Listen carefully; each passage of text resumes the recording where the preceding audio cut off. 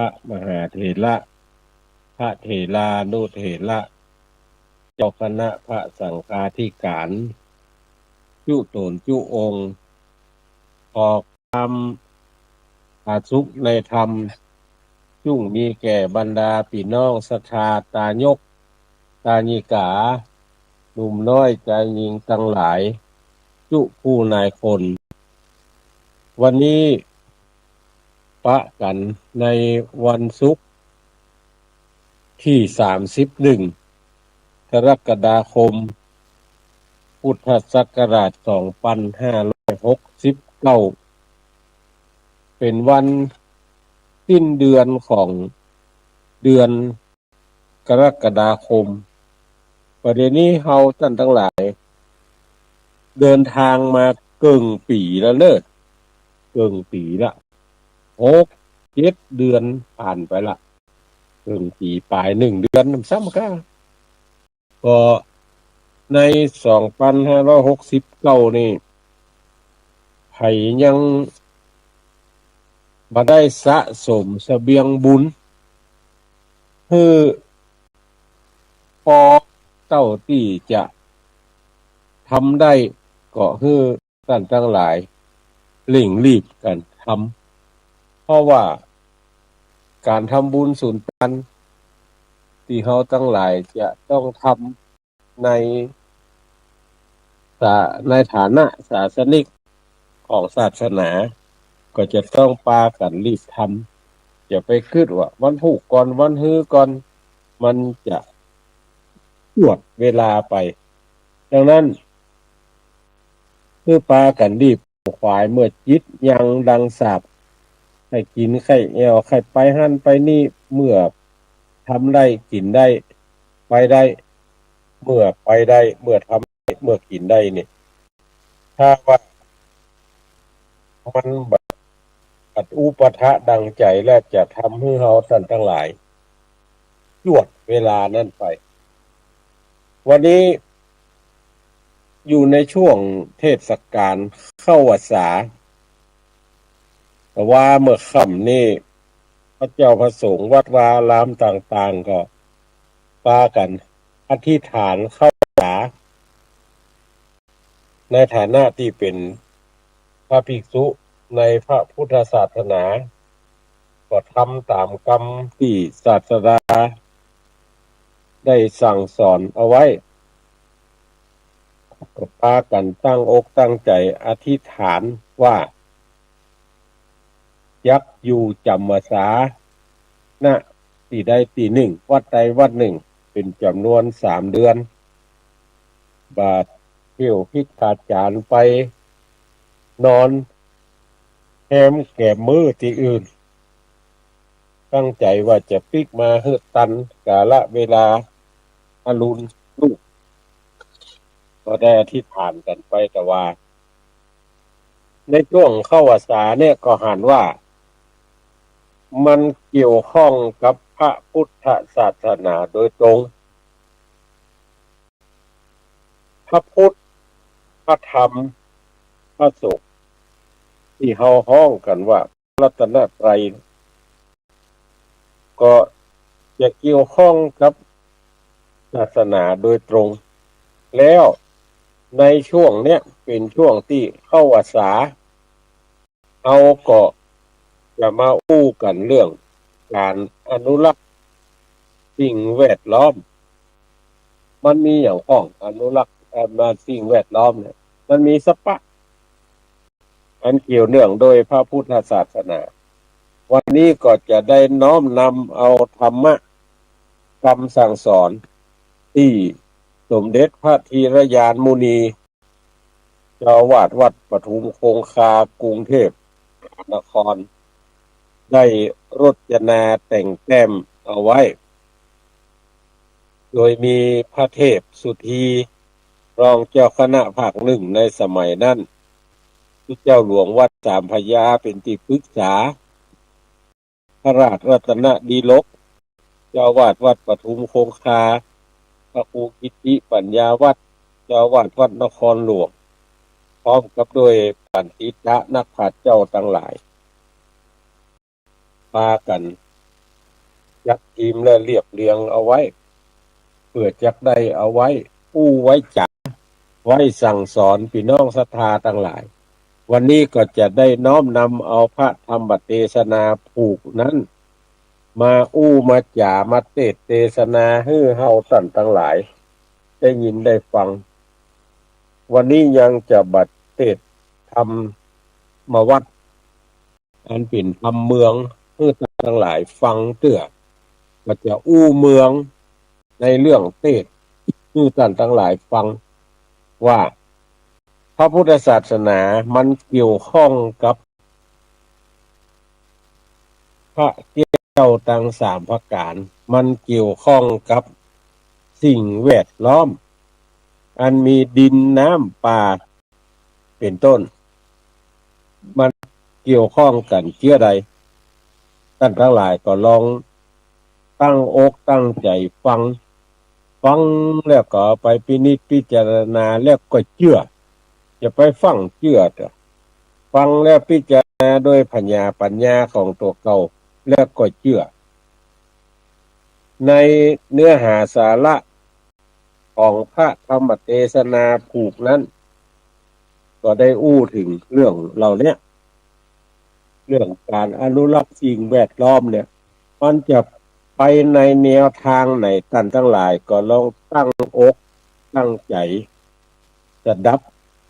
พระธรรมเทศนาผูกนี้ตามสมควรแก่เวลาแล้วท่านทั้งหลายจะรู้ว่าการอนุรักษ์สิ่งแวดล้อมต้องทำอย่างใดแล้วต้องเนี้ยจะใดแล้วอย่างใดถึงจะชื่อว่าอนุรักษ์สิ่งแวดล้อมตามสมควรแก่เวลาสืบไปนะโมตัสสะภะคะวะโต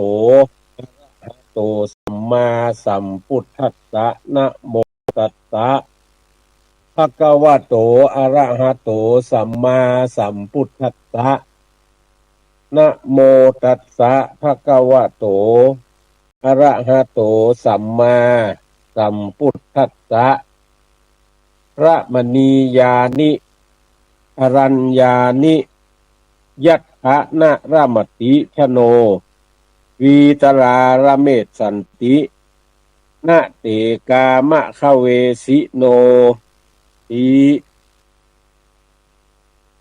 ธรรมมีกถาบัดนี้ยักได้แสดงพระธรรมอำนวยความรู้แก่พุทธศาสนิกชนทั้งหลายผู้มีความสนใจในการสดับยังทำเทศนาตามสมควรแก่เวลาเฮาท่านทั้งหลายนับถือพระพุทธศาสนา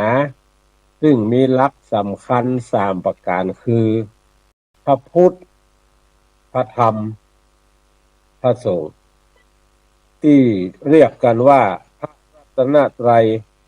แปลว่าแก้ว3ดวงพระรัตนตรัยนี้เป็นแสงสว่างเครื่องส่องทางของชาวไทยผู้นับถือพระพุทธศาสนาเป็นเวลานับพันปีมาแล้วพระรัตนตรัยมีประวัติที่พอให้หันชัดว่าเกี่ยวกับ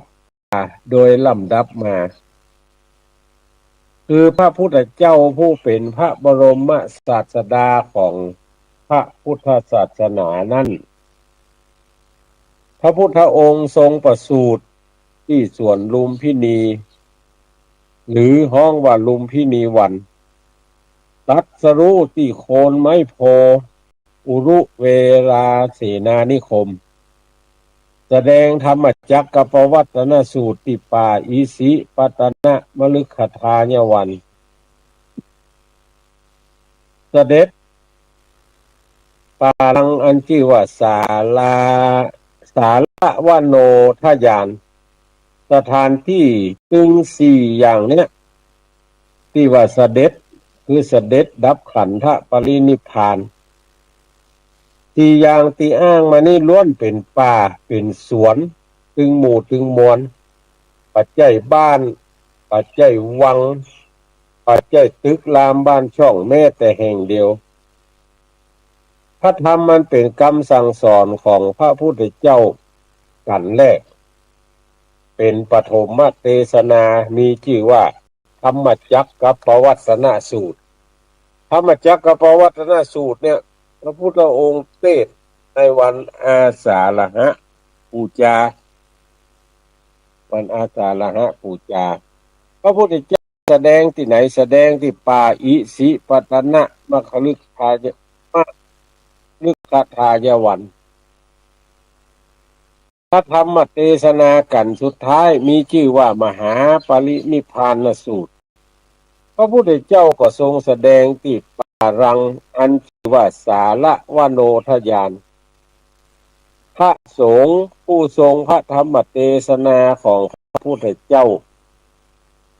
ชุดแรกก็เกิดขึ้นที่ป่าอิสิปตนะมฤคทายวันก็คือปัญจวัคคีย์ตังแท้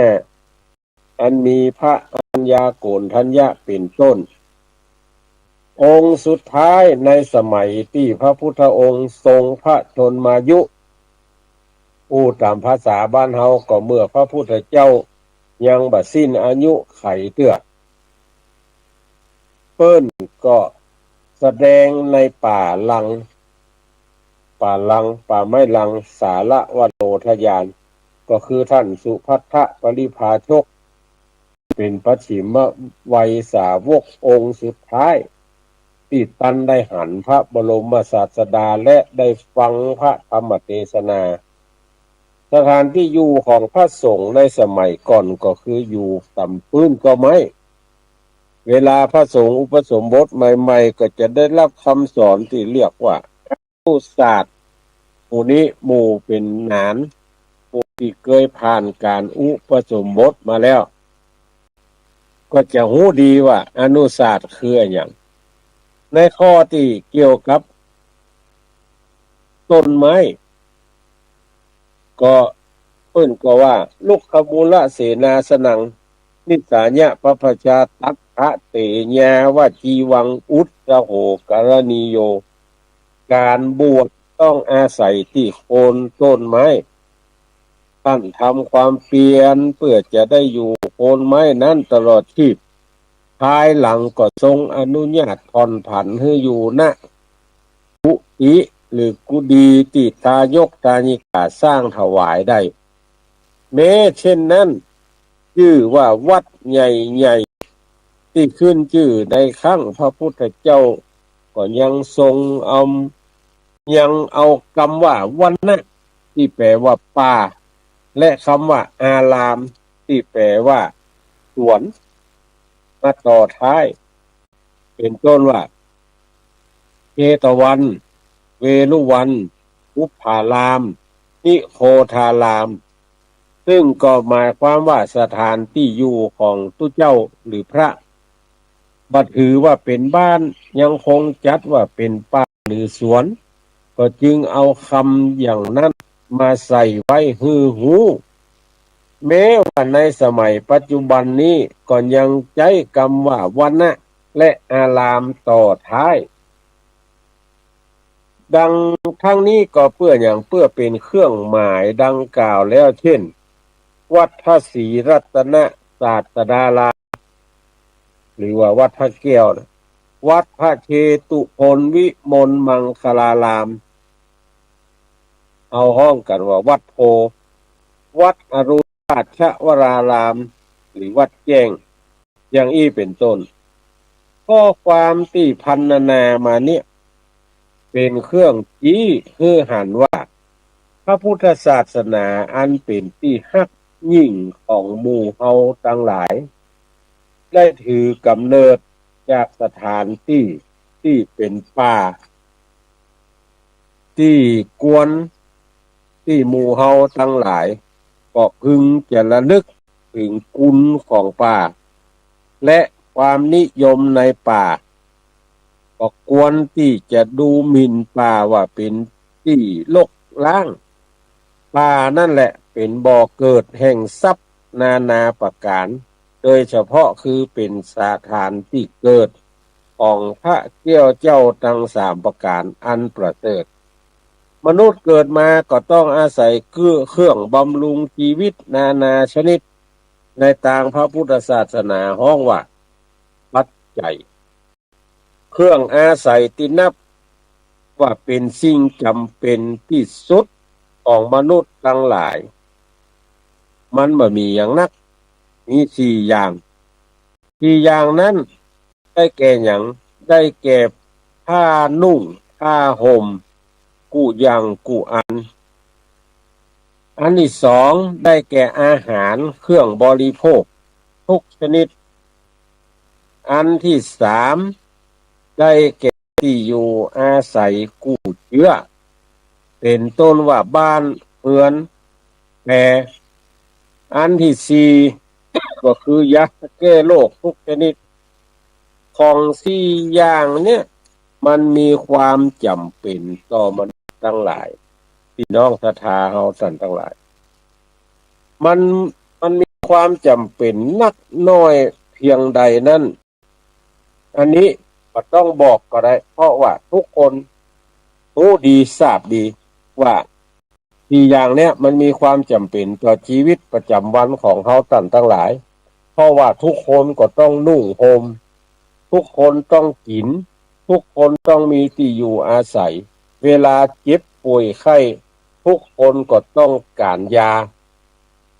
ของสี่อย่างนี้มีกำเนิดมาจากที่ไหนถ้าจะอู้ว่าสิ่งที่เกิดขึ้นเป็นต้นเดิมแล้วมันบ่พ้นจากป่าถ้าเกิดมาจากไหนเกิดมาจากเปลือกไม้พ่องเกิดมาจากฝ้ายพ่องตัวสัตว์พ่องขนสัตว์พ่องปานพ่องปอพ่องของเหล่านี้มันล้วนแล้วแต่อยู่ในป่าถึงหมู่ถึงมวลในสถานถ้าบ่มีป่าสัตว์ก็บ่มีที่อาศัยเอาก็จะได้ผ้านุ่งผ้าห่มมาจากไหนอาหารจะเป็นอาหารหวานอาหารคาวต้นเดิมก็เกิดจากป่าแห่งแล้วเอามาเปลี่ยนแปลงแก้ไขคือมันดีคือมันประณีตโดยลำดับแม้อาหารบางอย่างมันไม่ได้เกิดจากป่าจำพวกนั้นก็หาว่าเพียงพอที่จะบำรุงเลี้ยงชีวิตมนุษย์โดยทั่วไปถึงว่าที่อยู่อาศัยบ้านเฮือนแปรก็ดีเราต้องใช้ไม้ซึ่งเป็นอุปกรณ์อันสำคัญไม้นั่นถามว่าเกิดจากไหนก็เกิดจากป่าเรื่องยาก็มาจากป่าจากพืชพันธุ์ธัญญาหารตั้งมวลเอามาเป็นยาดังนั้นเราจะหันได้ว่าชีวิตเราทั้งหลายเนี่ยอาศัยป่าเป็นที่อยู่ที่อาศัยถ้าปราศจากป่าแม้จะบัดตายก็ต้องขาดแคลนอย่างขาดแคลนที่อยู่อาศัยยารักษาโรคอาหารการกินชีวิตเราทั้งหลายก็จะปราศจากความสุขชาวเมืองต้องอาศัยวัตถุดิบคือของป่านานาชนิดมาเป็นเครื่องบำรุงเลี้ยงชีวิตเป็นประจำวันในสมัยที่บ้านเมืองยังเป็นป่ามนุษย์ก็ยังอยู่ได้ตามฐานะถ้าบ้านเมืองบ่มีป่าเลยเนี่ยมนุษย์จะเป็นอยู่ได้อย่างใดเขาทั้งหลายลองคิดพอเช่นเขาจะลงเรือลอยลำอยู่ในทะเลหรือมีบ้านบนผืนแผ่นดินที่ปราศจากป่าเนี่ยปราศจากต้นไม้เนี่ยเขาจะเป็นอยู่ได้กาดังนั้นจึงควรที่จะช่วยกันบำรุงรักษาป่าเด้อท่านทั้งหลายไปทำลายป่าโดยบ่มีเหตุอันควรคำว่าบ่มีเหตุอันควรเนี่ยคือว่าบ่จำเป็นที่จะเอามาใช้บ่จำเป็นที่จะพัฒนาในที่นั้นโดยการไปทำลายป่าการทำลายป่าก็เท่าว่ากับทำลายเครื่องบำรุงชีวิตทำลายความสุขของเราเอง นอกจากทำลายความสุขของตัวเก่าเฮาเองแล้วยังทำลายความสุขของคนอื่นทั้งโดยทางตรงและก็ทางอ้อมนอกจากนั้นปัจจัยสามที่เป็นของจำเป็นของชีวิตเฮาทั้งหลายแล้วแม้ว่าสิ่งบำรุงความสุขอื่นๆแอมหลายร้อยอย่างจะต้องเกิดขึ้นจากป่าเป็นส่วนนักเช่นโต๊ะเก้าอี้กระดาษดินสอรถไฟเรือไฟเป็นต้นต้องอาศัยไม้เป็นอุปกรณ์อันสำคัญถ้าเราอยากได้สิ่งบำรุงความสุขเหล่านี้ก็จะต้องช่วยกันบำรุงป่าตามโอกาสและความสามารถบ่ควรที่จะทำลายป่าโดยบัจจัยเหตุพระอริยเนี่ยเจ้าทั้งหลายนะเป็นผู้หมดจากกิเลสเล็งหันเหตุแห่งความสุขลื่นลมที่จะพึงได้จากป่าดังพรรณนามาท่านจึงนิยมยินดีพอใจในป่าซึ่งตรงกันข้ามกับปุถุชนคนที่ยังมีกิเลสมักจะบ่พอใจในป่าดังบาทคาถาที่พระพุทธเจ้าตรัสสรรเสริญป่าว่าระมณียานิอรัญญานิยัตถะนะระมติวีตราคาระเมศสันตินะเตกามะคะเวสิโนเอามาแปลเป็นภาษาไทยเฮาท่านทั้งหลายว่าทนย่อมบ่ยินดีในป่าทั้งหลายใดท่านทั้งหลายที่มีราคะไปปราศจากแสวงหากามกิเลสก็ยินดีทั้งในป่าทั้งหลายในกายนั้นอันเป็นที่ลื่นลมเยื่ออีพระพุทธเจ้าทรงสั่งสอนให้ทุกเจ้าทั้งหลายตั้งอยู่ในองค์ห้ามีข้อหนึ่งว่าผู้อยู่ในเสนาสนะอันสงบก็คือหมายถึงเสนาสนะที่มันห่างไกลหมู่บ้านตั้งอยู่ในป่านั่นเองที่ทรงสอนเช่นนั้นก็เพราะเล็งหันว่าเสนาสนะป่าเป็นที่สงบสงัดปราศจากอารมณ์ที่จะรบกวนสมควรที่จะบำเพ็ญเพียรเพื่อบรรลุคุณธรรมแม้ภิกษุที่เฮียนกรรมฐานในสำนักของพระบรมศาสดาแล้วก็จะต้องเข้าไปบำเพ็ญเพียรในป่าเพราะว่าต้องการความสงบต้องการความสงัดของร่างกายและจิตใจ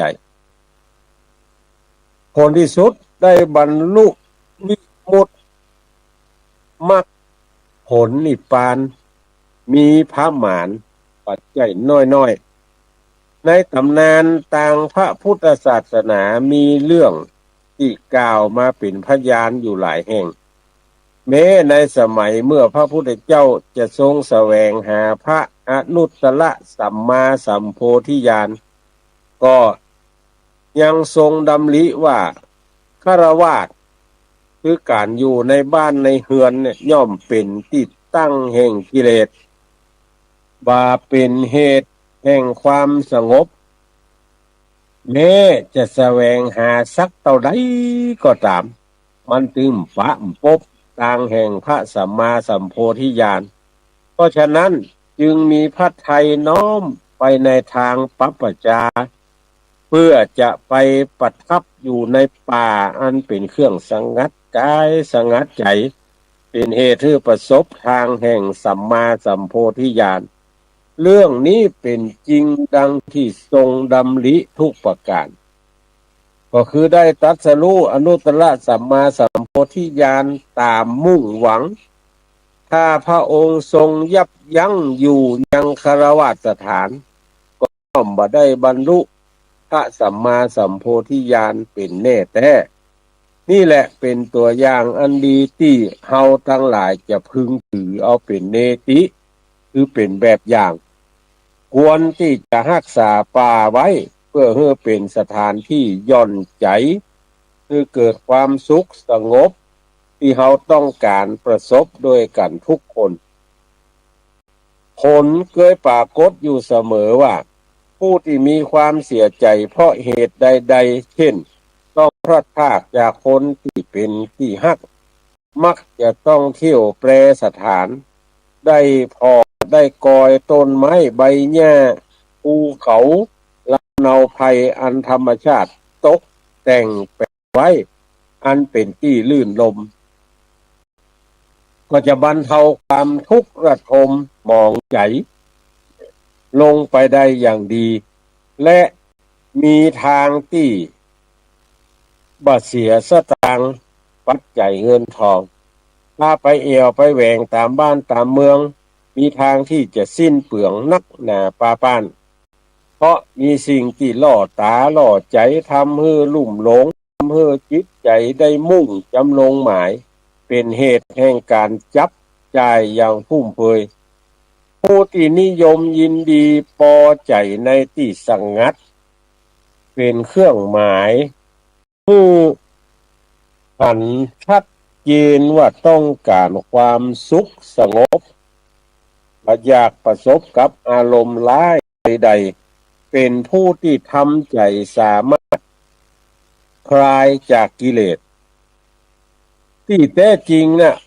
คนที่จะหมดกิเลสเครื่องเศร้าหมองจนถึงได้ตรัสรู้จะต้องมีกายและใจ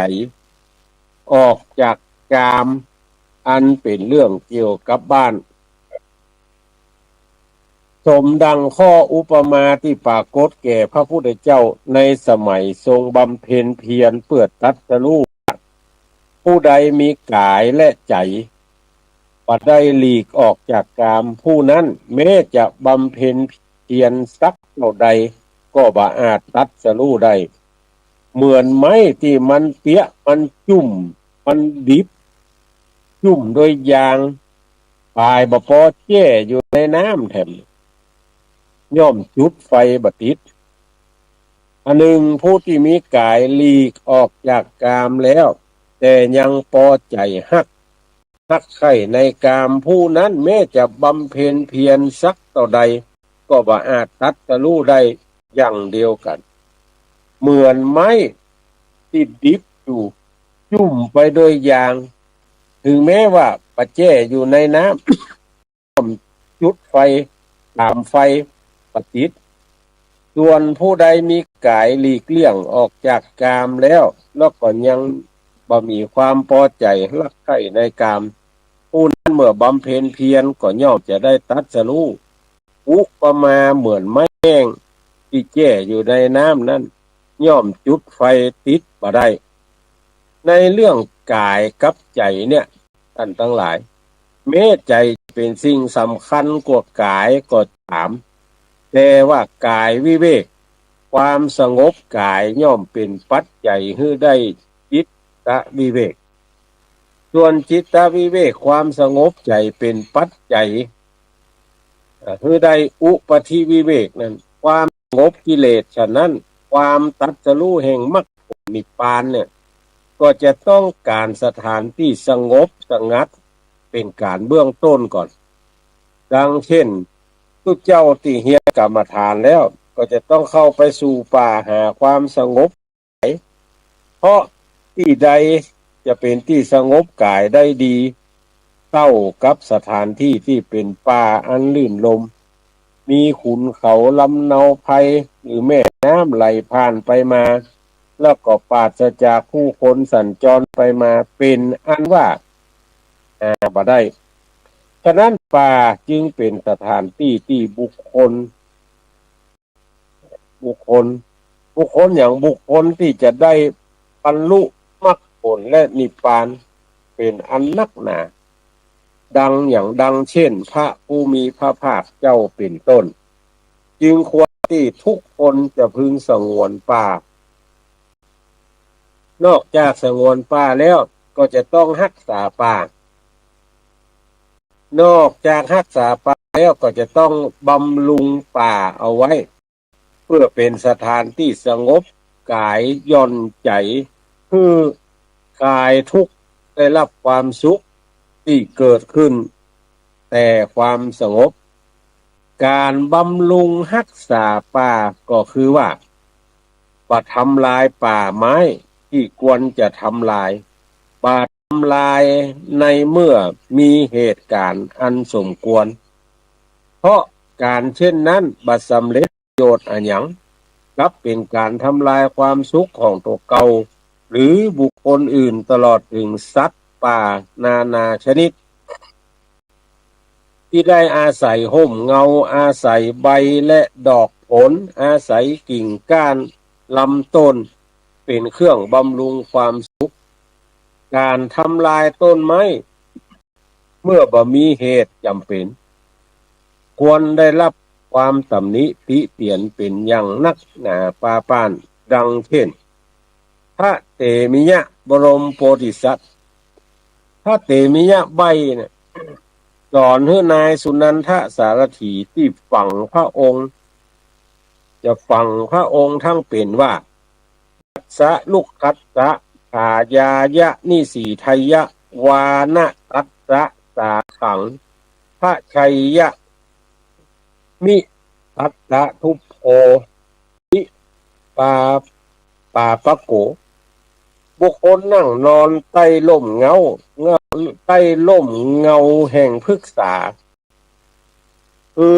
นั่งนอนอยู่พื้นต้นไม้ใดก็ตามบุคคลนั้นบอกควรที่จะหักเอากิ่งก้านสาขายังไม้ต้นนั้น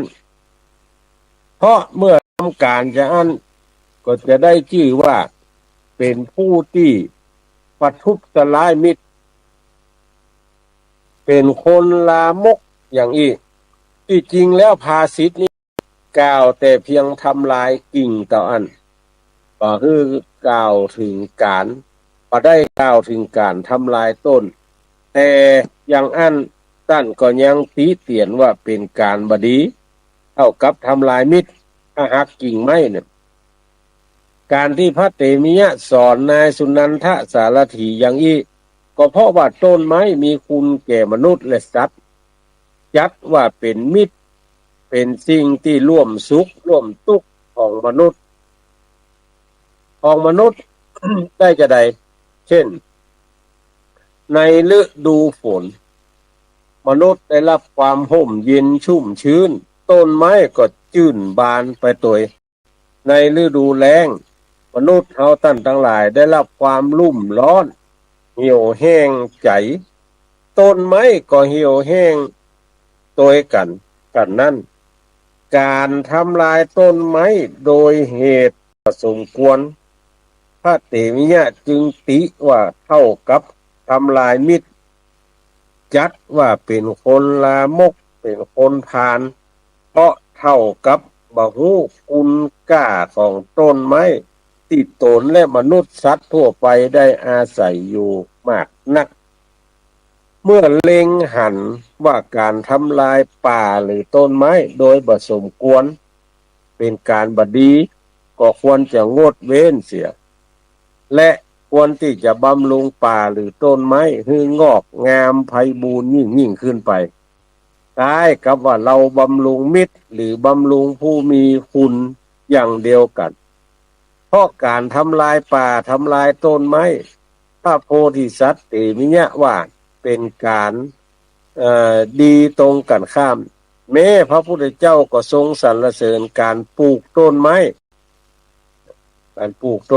คือได้อาศัยร่มเงาการสร้างสวนเป็นที่น่าลื่นลมคือคนได้เข้าไปชื่นชมและเป็นที่ชื่นใจซึ่งเป็นกิจการที่ปราศจากโทษว่าเป็นกุศลเป็นมงคลประการหนึ่งซึ่งตัดไว้ในมงคลสูตรว่าณวัชชานิกัมมานิเอตัมมังละมุตตมังการงานตั้งหลายที่บ่มีโทษเป็นอุดมมงคลอย่างที่ตัวอย่างที่ท่านอ้างไว้ก็มีเชื้อเดียวกันเช่นมัคคะมานพปลูกต้นไม้ทองหลางปลูกแค่ต้นเดียวเพื่อเป็นพันนะเพื่อให้คนทั้งหลายได้ผ่านไปผ่านมาได้อาศัยห่มอาศัยเงา ตายแล้วยังได้ไปเกิดเป็นพระอินทร์มีสมบัติเป็นอันมากมีต้นไม้เกิดกับผู้บุญญาบารมีก็เพราะอานิสงส์ได้ปลูกต้นทองหลางมีชื่อว่าต้นปริชัตตกะดอกมีรัศมีและกลิ่นก็หอมไปไกลพ้องกันว่าดอกไม้สวรรค์นางสุจิตาซึ่งเป็นภรรยาของมัคคะมานพสร้างสวนให้เป็นตาลตายแล้วไปไหนไปเกิดเป็นนางฟ้าภรรยาของพระอินทร์มีนามตามเดิมว่าสุจิตามีสวนเกิดกับผู้บุญญาบารมีเพราะอานิสงส์ได้สร้างสวนสร้างอย่างไรสร้างให้เป็นตาลมีชื่อว่าสวนจิตรลดาส่วนนี้น่าชื่นชมลื่นลมกันนักหนาถึงกับกล่าวว่าถ้าเทวบุตรเทวดาองค์ใดจะต้องจุติบ่มีความสบายใจขอให้ได้ไปชื่นชมส่วนนี้แล้วยักหายความโศกเศร้าทุกข์อกทุกข์ใจลืมความตายไปหมดไปเสี่ยงและว่าเป็นที่ลื่นลมมากกับในปัจจุบันได้ตั้งชื่อพระราชฐานแห่งบางแห่งว่าจิตรลดาก็ยังมีเช่นส่วนจิตรลดาเหตุนี้จึงควรที่เฮาจะพึงบำเพ็ญกุศลด้วยการปลูกต้นไม้สร้างสวนให้เป็นตาลเหมือนอย่างที่ตั้นแต่ก่อนตามแต่ความสามารถที่จะบำเพ็ญได้เขาท่านทั้งหลายจะหันว่าเวลาวันสำคัญทางพระพุทธศาสนาวันสำคัญทางบ้านเมืองของชาติเนี่ยจะมีผู้นำเขาท่านทั้งหลายมานั่งนั่งจ๋ากันว่าเขาควรจะปลูกต้นไม้เนี่ยในถนนหนทางที่สาธารณะต่างๆอันเนี้ยเขาหันมานักหนาปาป้านเพราะอย่างก็เพราะว่าการสร้างสวนการปลูกต้นไม้เนี่ยเหมือนอย่างที่ท่านทำมาแต่ก่อนตามความสามารถของตัวเก่าจะทำได้กุศลที่เขาทำกันมานักหนาปาป้านอย่างนี้แล้วกุศลที่เกิดจากปลูกต้นไม้สร้างสวนบางทีเขายังบ่เคยทำก็จึงควรจะทำกันพ้องเวลาเปิ่นปลูกต้นไม้ในขณะที่เขาปลูกต้นไม้แม้จะได้รับความชื่นใจเมื่อต้นไม้ใหญ่ขึ้นมาโตขึ้นมาคนสัตว์ทั้งหลายนกกาทั้งหลายได้อาศัยร่มเงาอาศัยใบอาศัยดอกอาศัยผลเหมือนท่านผู้ฟังทั้งหลายฟังอยู่ในขณะเนี้ยขณะที่อาตมาภาพออกอากาศเนี่ยก็จะได้ยินเสียงนกเอี้ยงได้ยินเสียงนกกาเวาได้ยินเสียงนกเขาแต่ร้องเสียงจะได้ยินได้ฟังเพราะว่ามันนอนอยู่ต้นใกล้ต้นมันนอนอยู่บนต้นไม้ใกล้ๆกุฏิเวลามันจะนอนเวลามันจะเข้านอนเวลามันจะออกจากที่นอนเนี่ยก็จะมีเสียงห้องเสียงแซ่ซ้องกันอย่างที่ท่านทั้งหลายได้ยินได้ฟังอยู่นี่เนี่ยเป็นที่อยู่อาศัยของนกกาลื่นลมได้อาศัยเงาอาศัยใบอาศัยดอกอาศัยผลเอาเราจะได้รับความชื่นใจฟังเสียงนกเสียงกาแล้วก็ม่วนใจยิ่งขึ้นไปเราควรจะปลูกต้นไม้หรือสร้างสวนเพื่อเป็นตาลเหมือนกับพระอินทร์และนางสุจิตาเพียงแต่ปลูกต้นไม้ทองหลางก็ยังมีอานิสงส์นักหนาปาปานถ้าปลูกต้นไม้ที่มีประโยชน์กว่าต้นทองหลางเหรอจะได้อานิสงส์นักกว่ามันก็จะต้องได้อานิสงส์นักกว่านี้วันที่พระพุทธเจ้าประสูติก็ยังมีต้นโพเกิดพร้อมกับพระองค์ที่เอาท่านทั้งหลายห้องกันว่าสหชาติสหแปลว่าร่วมกันร่วมกันต้นโพต้นนั้นแหละต่อมาแถม35 ปีพระองค์ได้ทรงอาศัยเป็นที่นั่งตัดสรู้นับว่าต้นโพเป็นกู้บุญญาบารมีของพระพุทธเจ้า ต้นไม้ยังเกิดเป็นกู้บุญบารมีของพระพุทธเจ้าเช่นนี้แน่แม้ว่าในสมัยเรายังนับถือต้นว่าเป็นต้นไม้สำคัญก็โค่นล้มว่าทำลายหันต้นโพเขาก็ยังยกมือไหวโดยบักกระดากละอายใจเหมือนต้นไม้อื่นเราทั้งหลายนั้นควรจะดำเนินการตามที่พระพุทธเจ้าคือมีบุตรเกิดลูกเกิดมาคนหนึ่งก็ควรปลูกต้นไม้อย่างก็ได้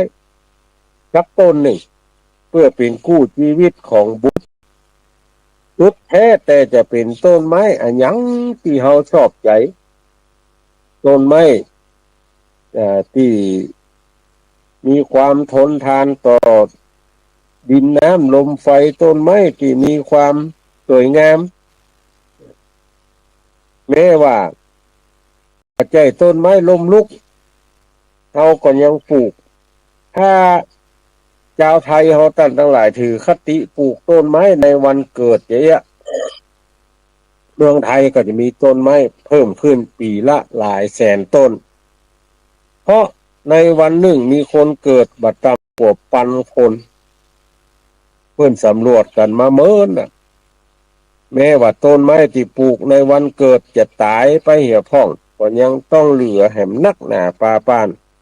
เมื่อใหญ่โตขึ้นอาศัยกันและกันแหมนักหนาถ้ายิ่งเป็นต้นไม้ที่มีผลเป็นต้นว่าบับเป้าหรือต้นตาลเขาก็ยังได้อาศัยหน่วยของมันมากินดังที่ท่านพระบุรุษของเขาได้ปลูกเอาไว้ที่เขาได้อาศัยกันจูมือจูวันนี้บับเป้ามันแก่แล้วมันหล่นลงมา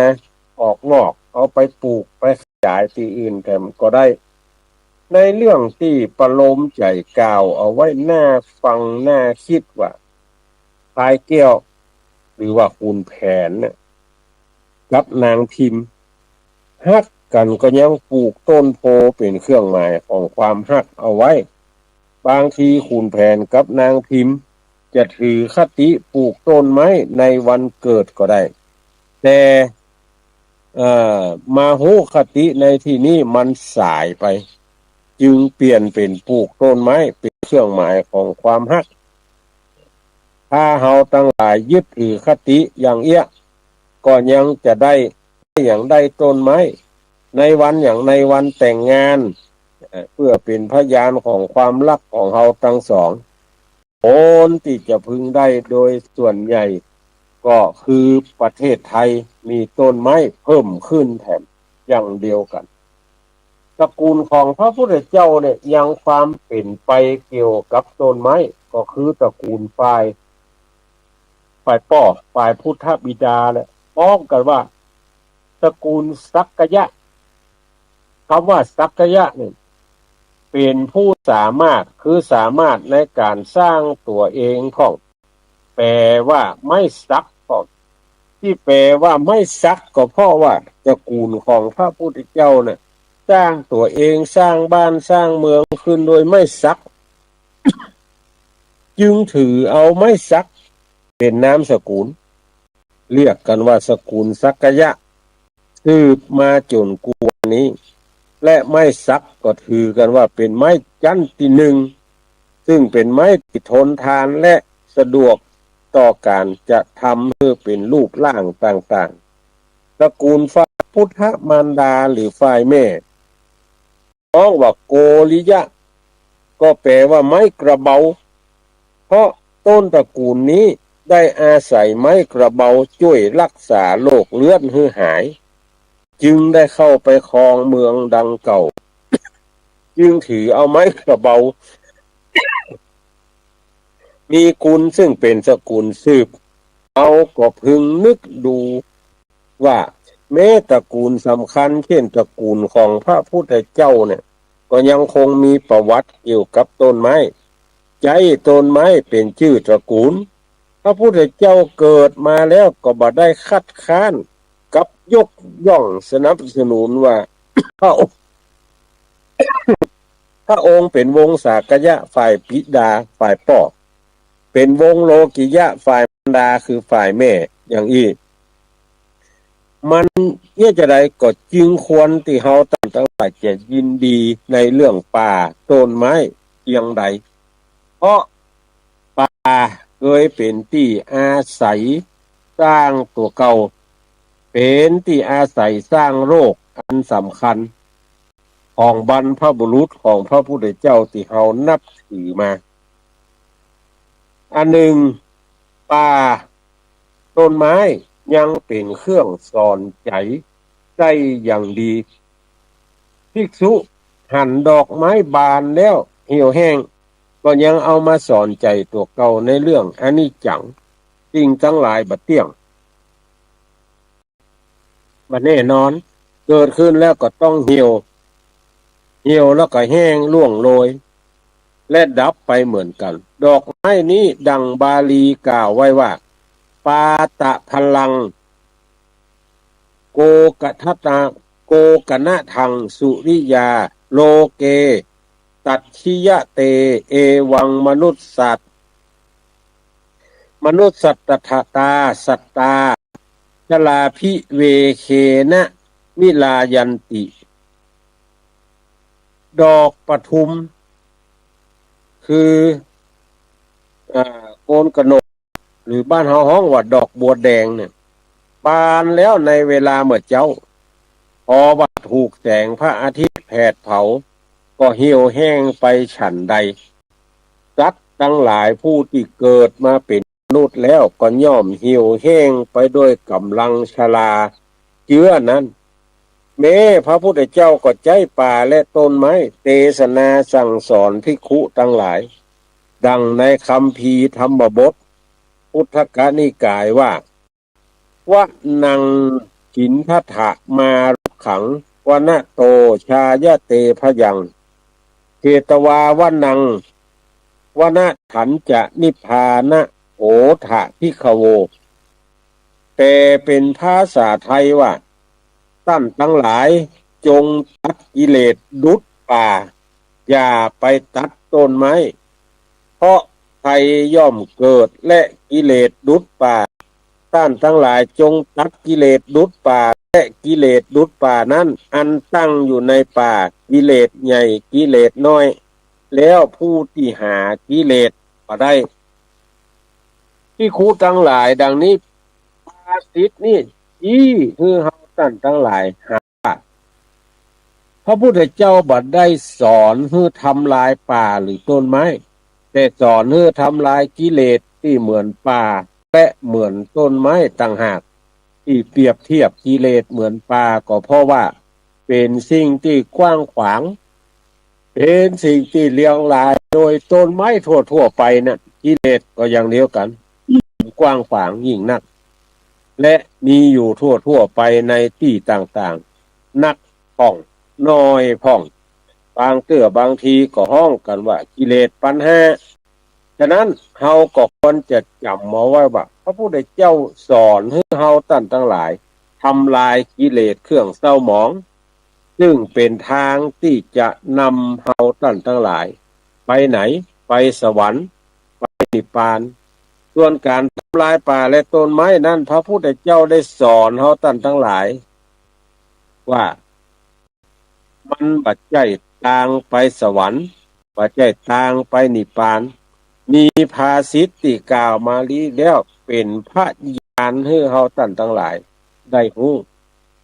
ประการหนึ่งเมื่อครั้งพระพุทธเจ้ายังทรงเป็นพระโพธิสัตว์โดยพระชาติเป็นพญานกแขกเต้าท่านทั้งหลายก็ยังสู้อุตสาห์จับเจ้าอยู่ที่ต้นบะเดือ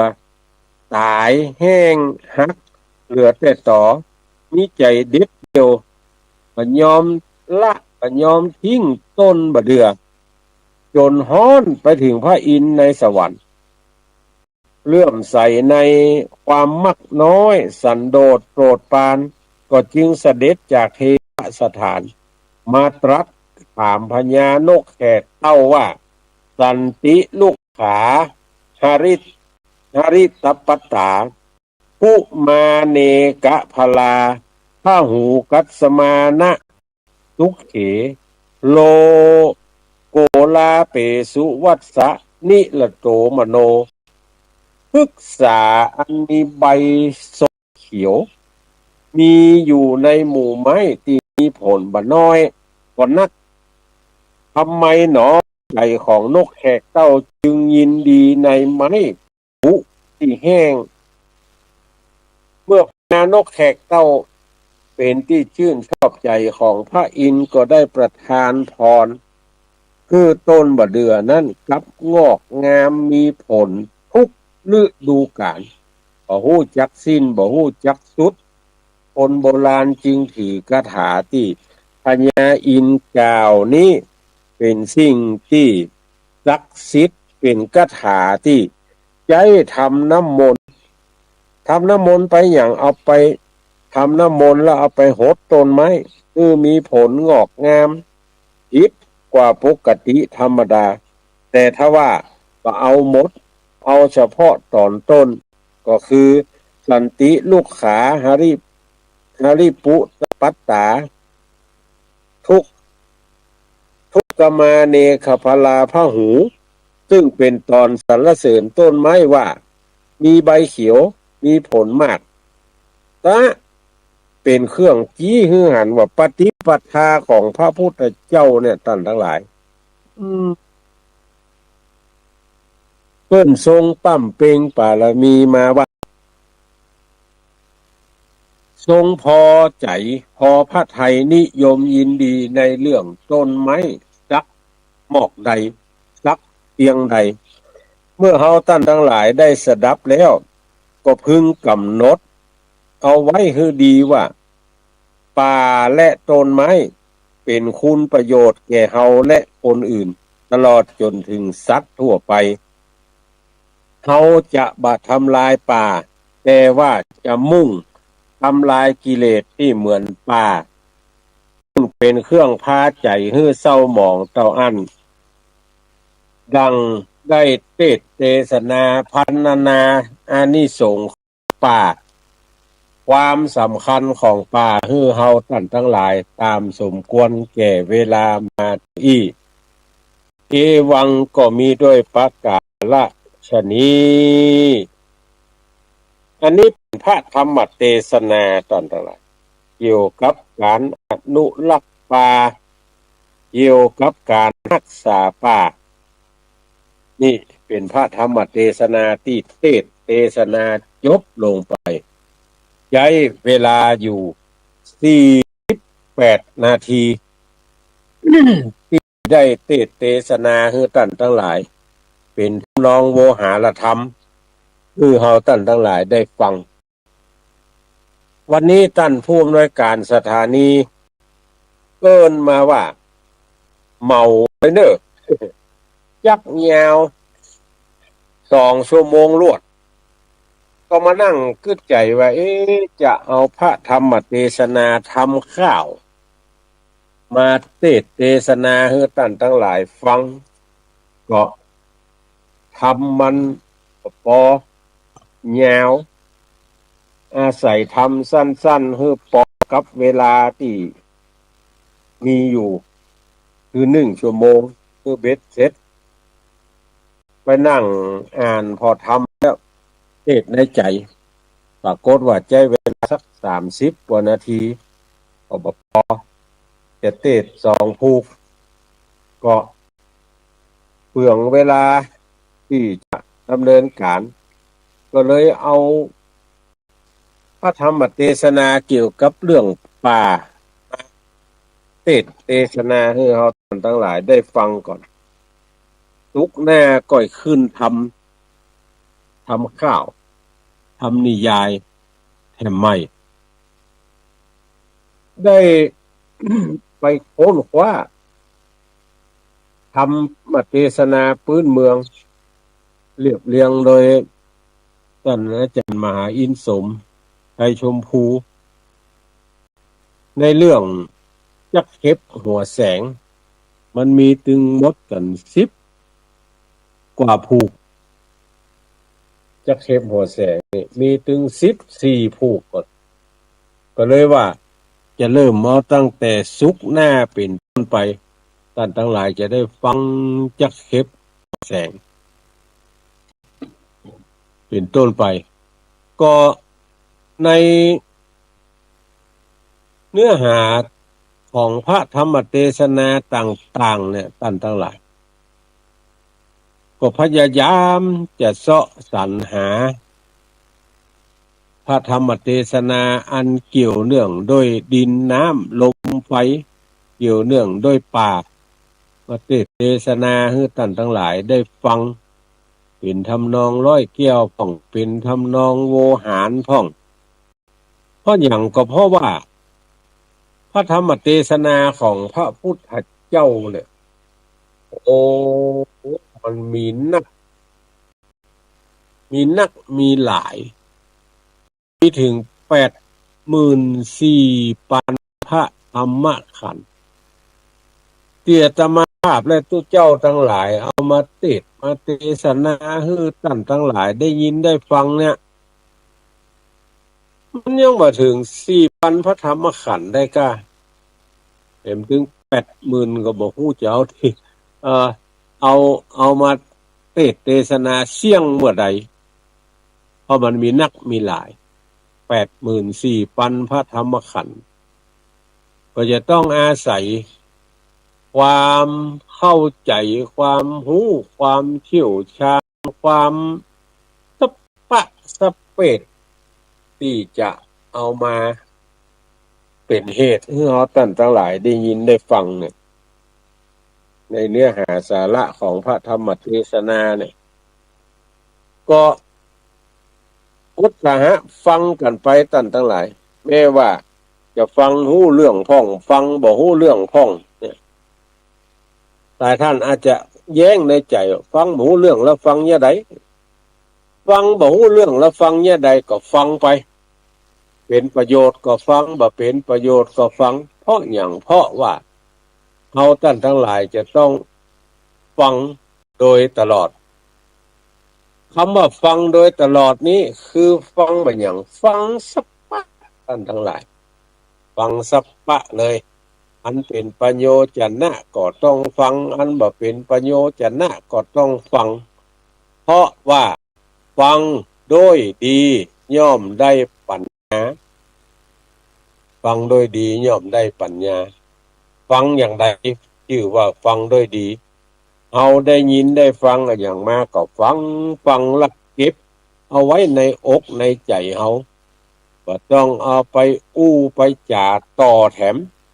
เพราะว่าจะเป็นเรื่องดีหรือเรื่องบ่ดีถ้าเขาคิดว่าถ้าอู้ออกไปแล้วบ่เป็นประโยชนะกับเฮาหรือกับคนอื่นเนี่ยนะก็ต้องเอาไปอู้ต่ออันใดที่จะเป็นประโยชนะกับเฮากับคนอื่นนี่เอาอันนั้นไปอู้ไปจ่าต่อไปแถมถามว่าเอาไปอู้ไปจ่าเนี่ยใดมันจะเป็นประโยชนะกับใครก็จะเป็นประโยชนะกับสังคมส่วนรวมเราท่านทั้งหลายสามารถที่จะเอาไปอู้ไปจ่าต่อไปได้แถมอันเนี้ยถ้าเราคิดอย่างอี้แล้วล่ะท่านทั้งหลายเราก็จะปะอย่างปะสิ่งที่มันจะเกิดขึ้นกับเราปะปัญญาปะปัญญาที่เขาจะได้จากการฟัง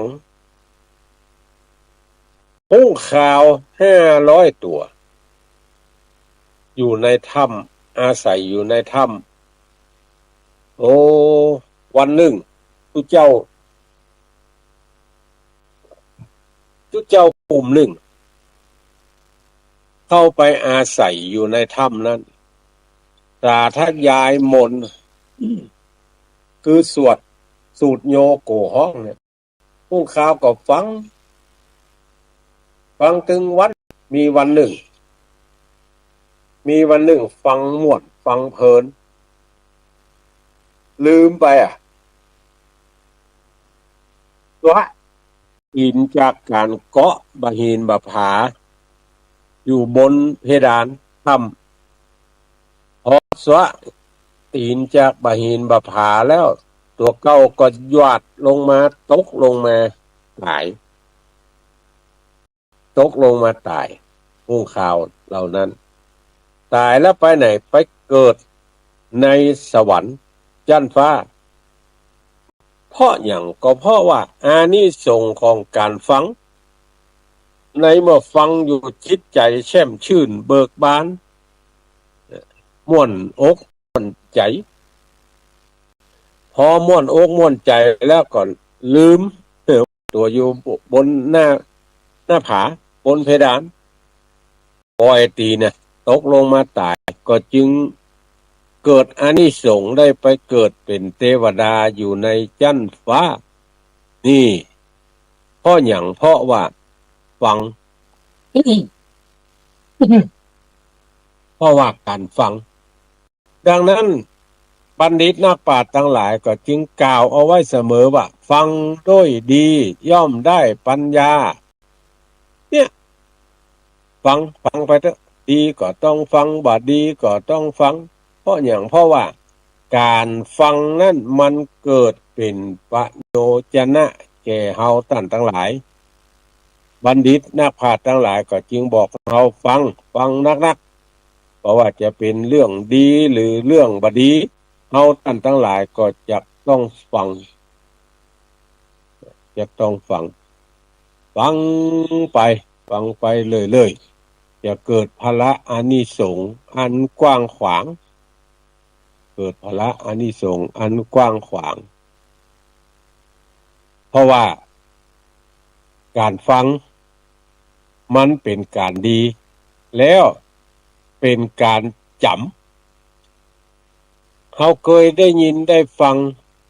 มันยังบัดจำพอไปฟังแหมเตื้อมันเกิดความจ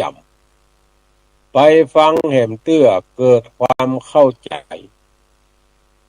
อย่างนี้เพราะว่าสิ่งใดที่เคยฟังมาแล้วยังบ่เข้าใจก็จะเข้าใจในสิ่งนั้นชัด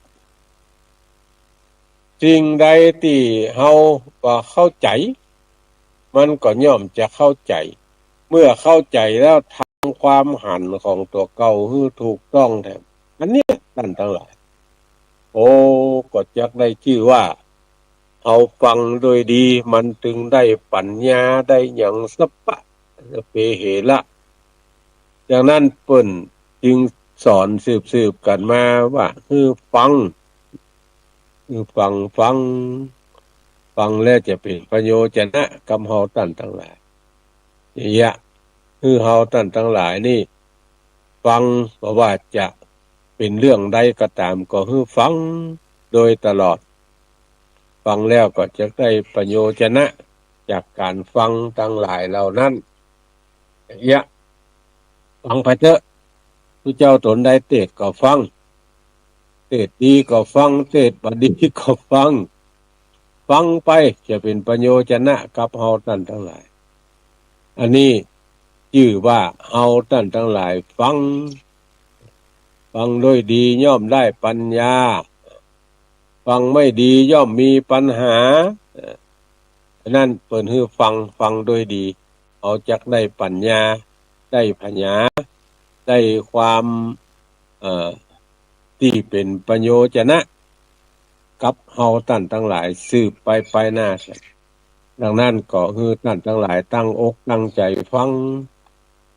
กูเรื่องกูราวฟังก็จะได้ปัญญาเจ้าอีเป็นต้นก็ได้เทศนามาอู้จากับท่านทั้งหลายมา1 ชั่วโมงกว่าละต่อไปนี้ก็จะได้อู้ถึงเรื่องสัพเพเหระคือเฮาท่านทั้งหลายได้ยินได้ฟังตามเวลาที่เพิ่นกำหนดคือสืบไปแถมในช่วงเนี้ยเป็นช่วงเทศกาลเข้าพรรษาบางวัดบางวาก็มีคนเฒ่าคนแก่ไปจำศีลกินทานนอนวัดนอนวาบางวัดบางวาก็จะมีการสูดโยโกห้องสูดกรรมฐานเวียนเตียนแล้วก็ปิดมานอนบ้านนอนจองวัดนี้ ก็มีการสูตรกรรมฐาน แต่บ่มีการนอนละเพราะว่า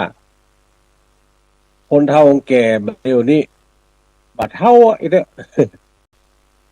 60นี่ก็ลุกยากนั่งยากละจะต้องนอนที่สูงเพื่อจะได้หย่อนแข้งลง แล้วก็จะเที่ยวไปในที่ต่างๆได้อย่างสบายใจและถูกต้องสิ่งทั้งหลายเหล่านี้มันอยู่ด้วยอากาศอาหารสิ่งทำมือเฮาท่านทั้งหลายได้มีความเป็นอยู่อย่างถึงวันนี้อากาศกับอาหารนี่เป็นสิ่งที่สำคัญที่เฮาท่านทั้งหลายจะต้องอยู่ในสถานที่ที่มีอากาศถ่ายเทได้สะดวกมีอาหารที่กินแล้วบริโภคแล้วมันดีต่อร่างกายอันนี้คืออย่างนี้แล้วเฮาท่านทั้งหลายจะมีอายุมันยืนยาวอากาศอาหารนอกจากสองอย่างเนี้ยตึงอากาศตึงอาหารแล้วเขาต้องมีอารมณ์ดีการจะมีอารมณ์ดีนี่มันจะต้องอาศัยต้นไม้ใบหญ้าอย่างที่ได้ได้จ่าได้เทศนามาตะกี้นี่อาศัยต้นไม้ใบหญ้าถึงจะมีอารมณ์ดีอากาศอารมณ์อาหาร3-4สิ่งเนี้ยมันเป็น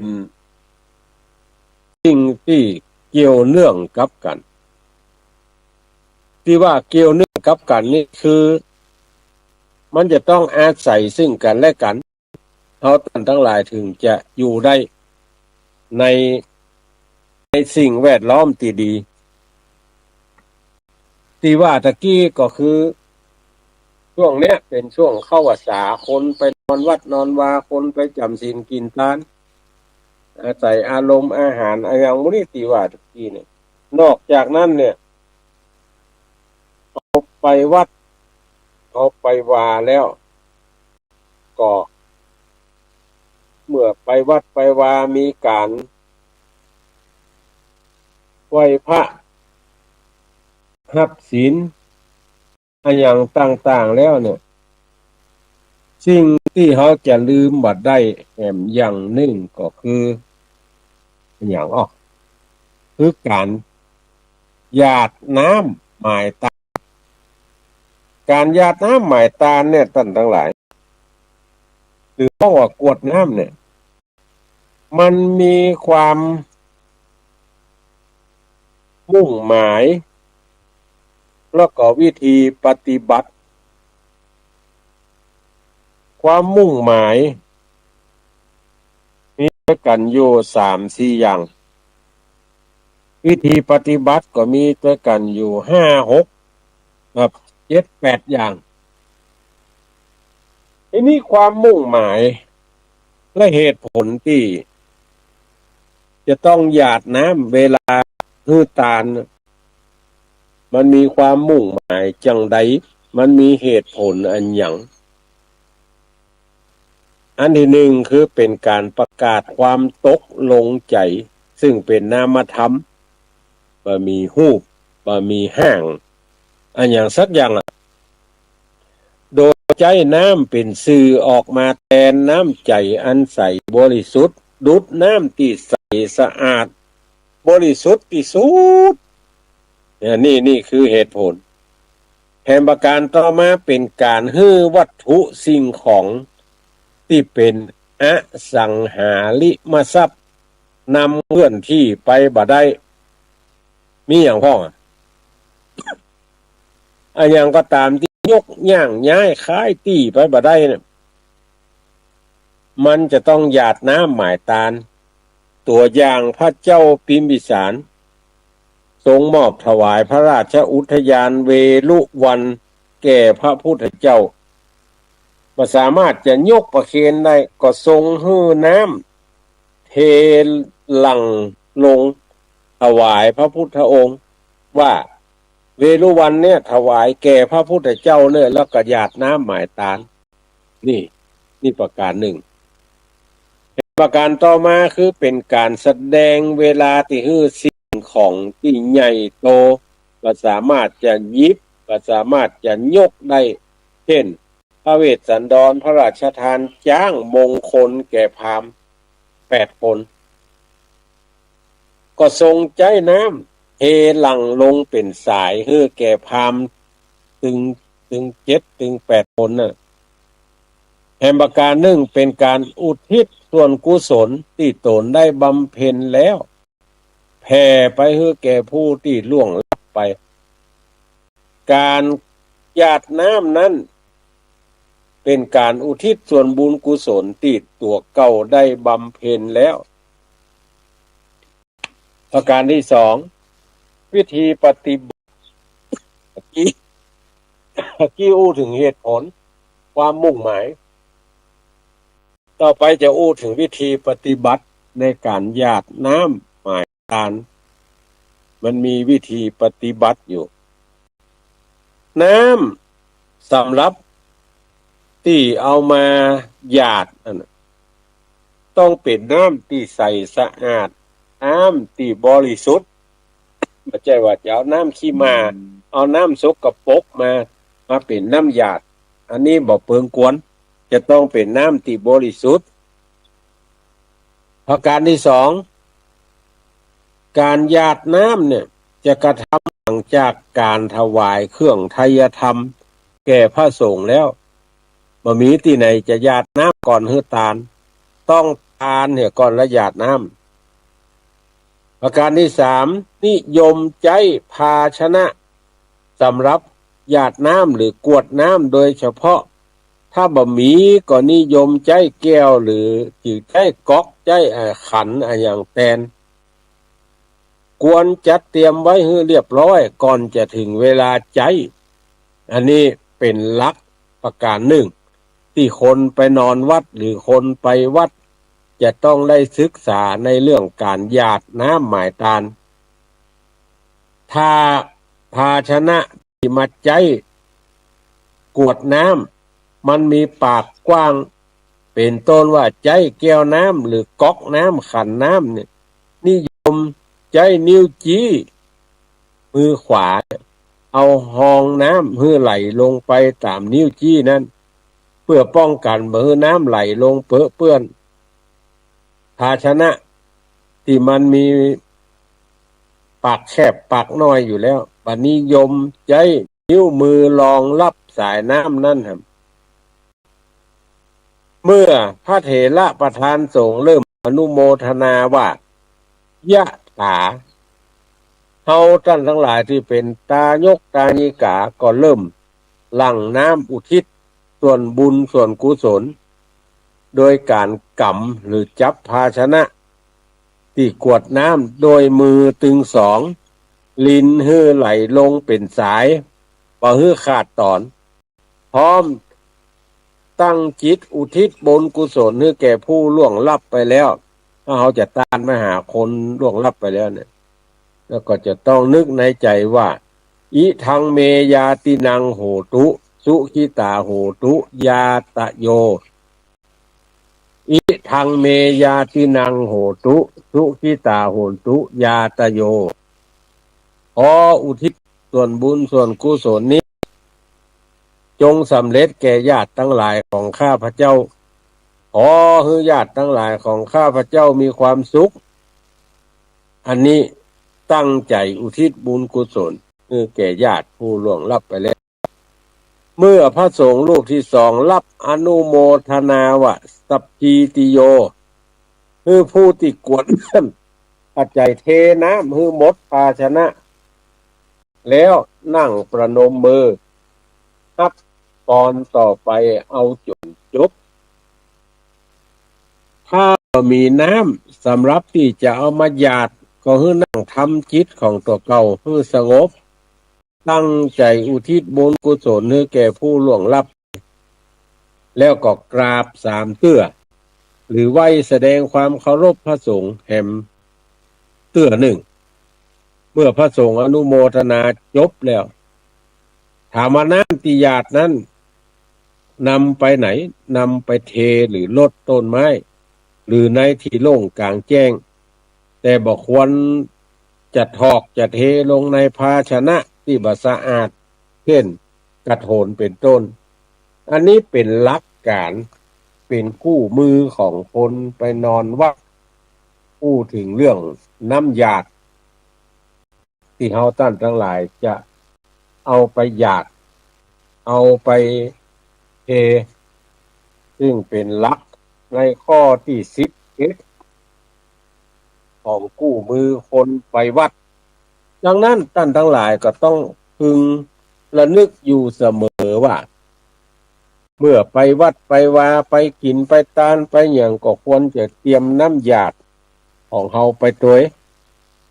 เพื่อจะได้บัดต้องไปเสาะหาตั้งหน้าตั้งอย่าง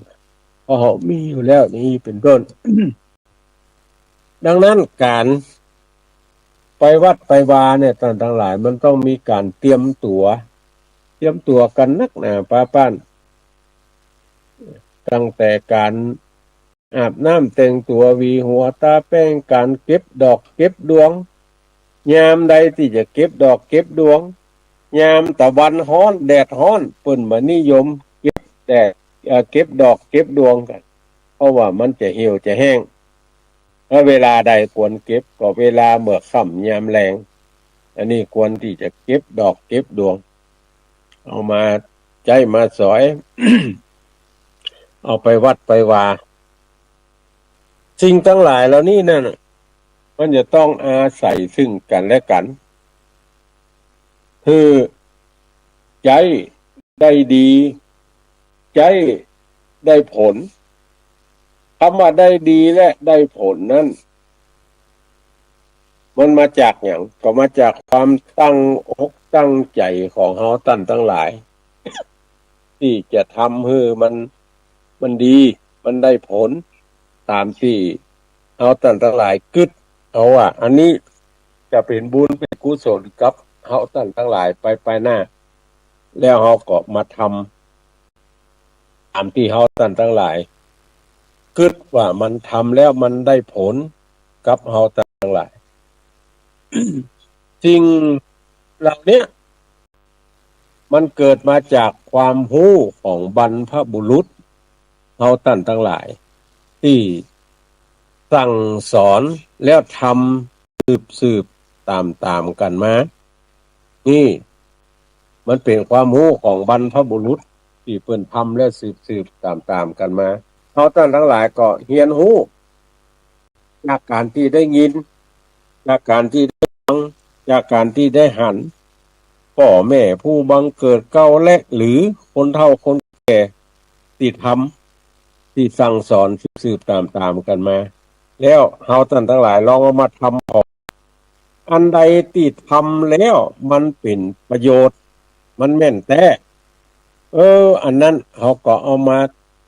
สอนกันต่อไปแถมเหมือนกับช่างเหมือนกับสถาปนิกที่จะสอนกันเหมือนถึงวันเนี้ยแต่ตอนนี้สอนจากการอู้พ่อแม่พ่อสลาทำคนที่ ไปพอนั่นก็ใจความคิดความอ่านตัวเก่าใจทักษะที่มีอยู่ในสมองของตัวเก่าพอสลาว่าเนี่ยมันเป็นอย่างนี้มันเป็นอย่างนี้แล้วก็ที่สุดเอามาทำด้วยตัวเก่าอันไหนมันดีก็ทำต่ออันใดมันบ่ดีก็บ่ทำเหมือนถึงวันเนี่ยเฮาท่านทั้งหลายลูกเป้าลูกฝางลูกดอยสะเก็ดลูกแม่ริมลูกตังยอมต้องสันปะตองมาโดยเต่าอมก๋อยไม่อายไปไหนไปเวียงถามว่ามันใจเส้นทางเดียวกันก็สายใต้ก็ใจสายใต้สายวันออกก็ใจสายวันออกสายเหนือใจสายเหนือสายวันตกใจสายวันตกใจคนละทิศละสายคนทางที่จะเตียวถามว่ามันเพียวก็เพียวหมดลูกทางใดมาก็เพียวหมดอยู่ที่ว่าเฮาท่านทั้งหลายจะไปทางใดจะมาทางใดเพียวเวียงเหมือนกันหมดก็เพราะว่าเฮาท่านทั้งหลายมาจากที่คนแห่งคนตี้กันจึงเป็นที่มาว่า เนี่ยจะใดจะเป็นประโยชนะเนี่ยจะใดจะไปในทิศทางเดียวกันก็ลองศึกษาเรียนรู้แล้วเอามาปฏิบัติอันใดที่มันเข้าท่าเข้าทางเขาท่านทั้งหลายก็เอาไปทำสืบต่อกันนะเหมือนตู้เจ้าทั้งหลายเนี่ยที่เต้ได้นะบัดเจว่าไปอยู่กับเต้ได้บัดเจตู้เจ้าทั้งหลายในประเทศเนี่ยมีบ่ฮู้สักกี่แสนตนจะอู้จะจาจะเทศจะเทศนาให้คนอื่นได้ฟังและเข้าใจเนี่ยมีน้อยอย่างพระนักจัดรายการท่านทั้งหลายจะหันว่ามีบัดหลายถามว่าแล้วตนอื่นอู้ได้ก็ได้ตนอื่นสอนได้ก็ได้แต่เพิ่นบ่มีโอกาสที่จะได้มาอู้มาจ่ามาออกอากาศเหมือนพระนักจัดรายการทั้งหลายที่จัดรายการอยู่ทางสถานีวิทยุคลื่นสีขาวนี่ หลายท่านจะหันว่าทุกเจ้าวัดเฮาท่านทั้งหลายเทศก็ได้อันยังก็ได้หมดแล้วเพิ่นยังไปออกอากาศมันบ่มีโอกาสที่จะได้ออกอากาศก็จึงหันว่าเมื่อบ่มีโอกาสได้ออกอากาศก็จะต้องอาศัยทุกเจ้าที่มีโอกาสได้ออกอากาศ ฟังแล้วอาจจะซับซ้อนกันสักหน่อยได้ออกอากาศเพราะมีโอกาสบ่ได้ออกอากาศเพราะบ่มีโอกาสของคนเราท่านทั้งหลายนะมันเหมือนกันอย่างท่านทั้งหลายเนี่ยบางคนก็ได้กินปลาบางคนก็ได้กินกระพักอยู่ที่โอกา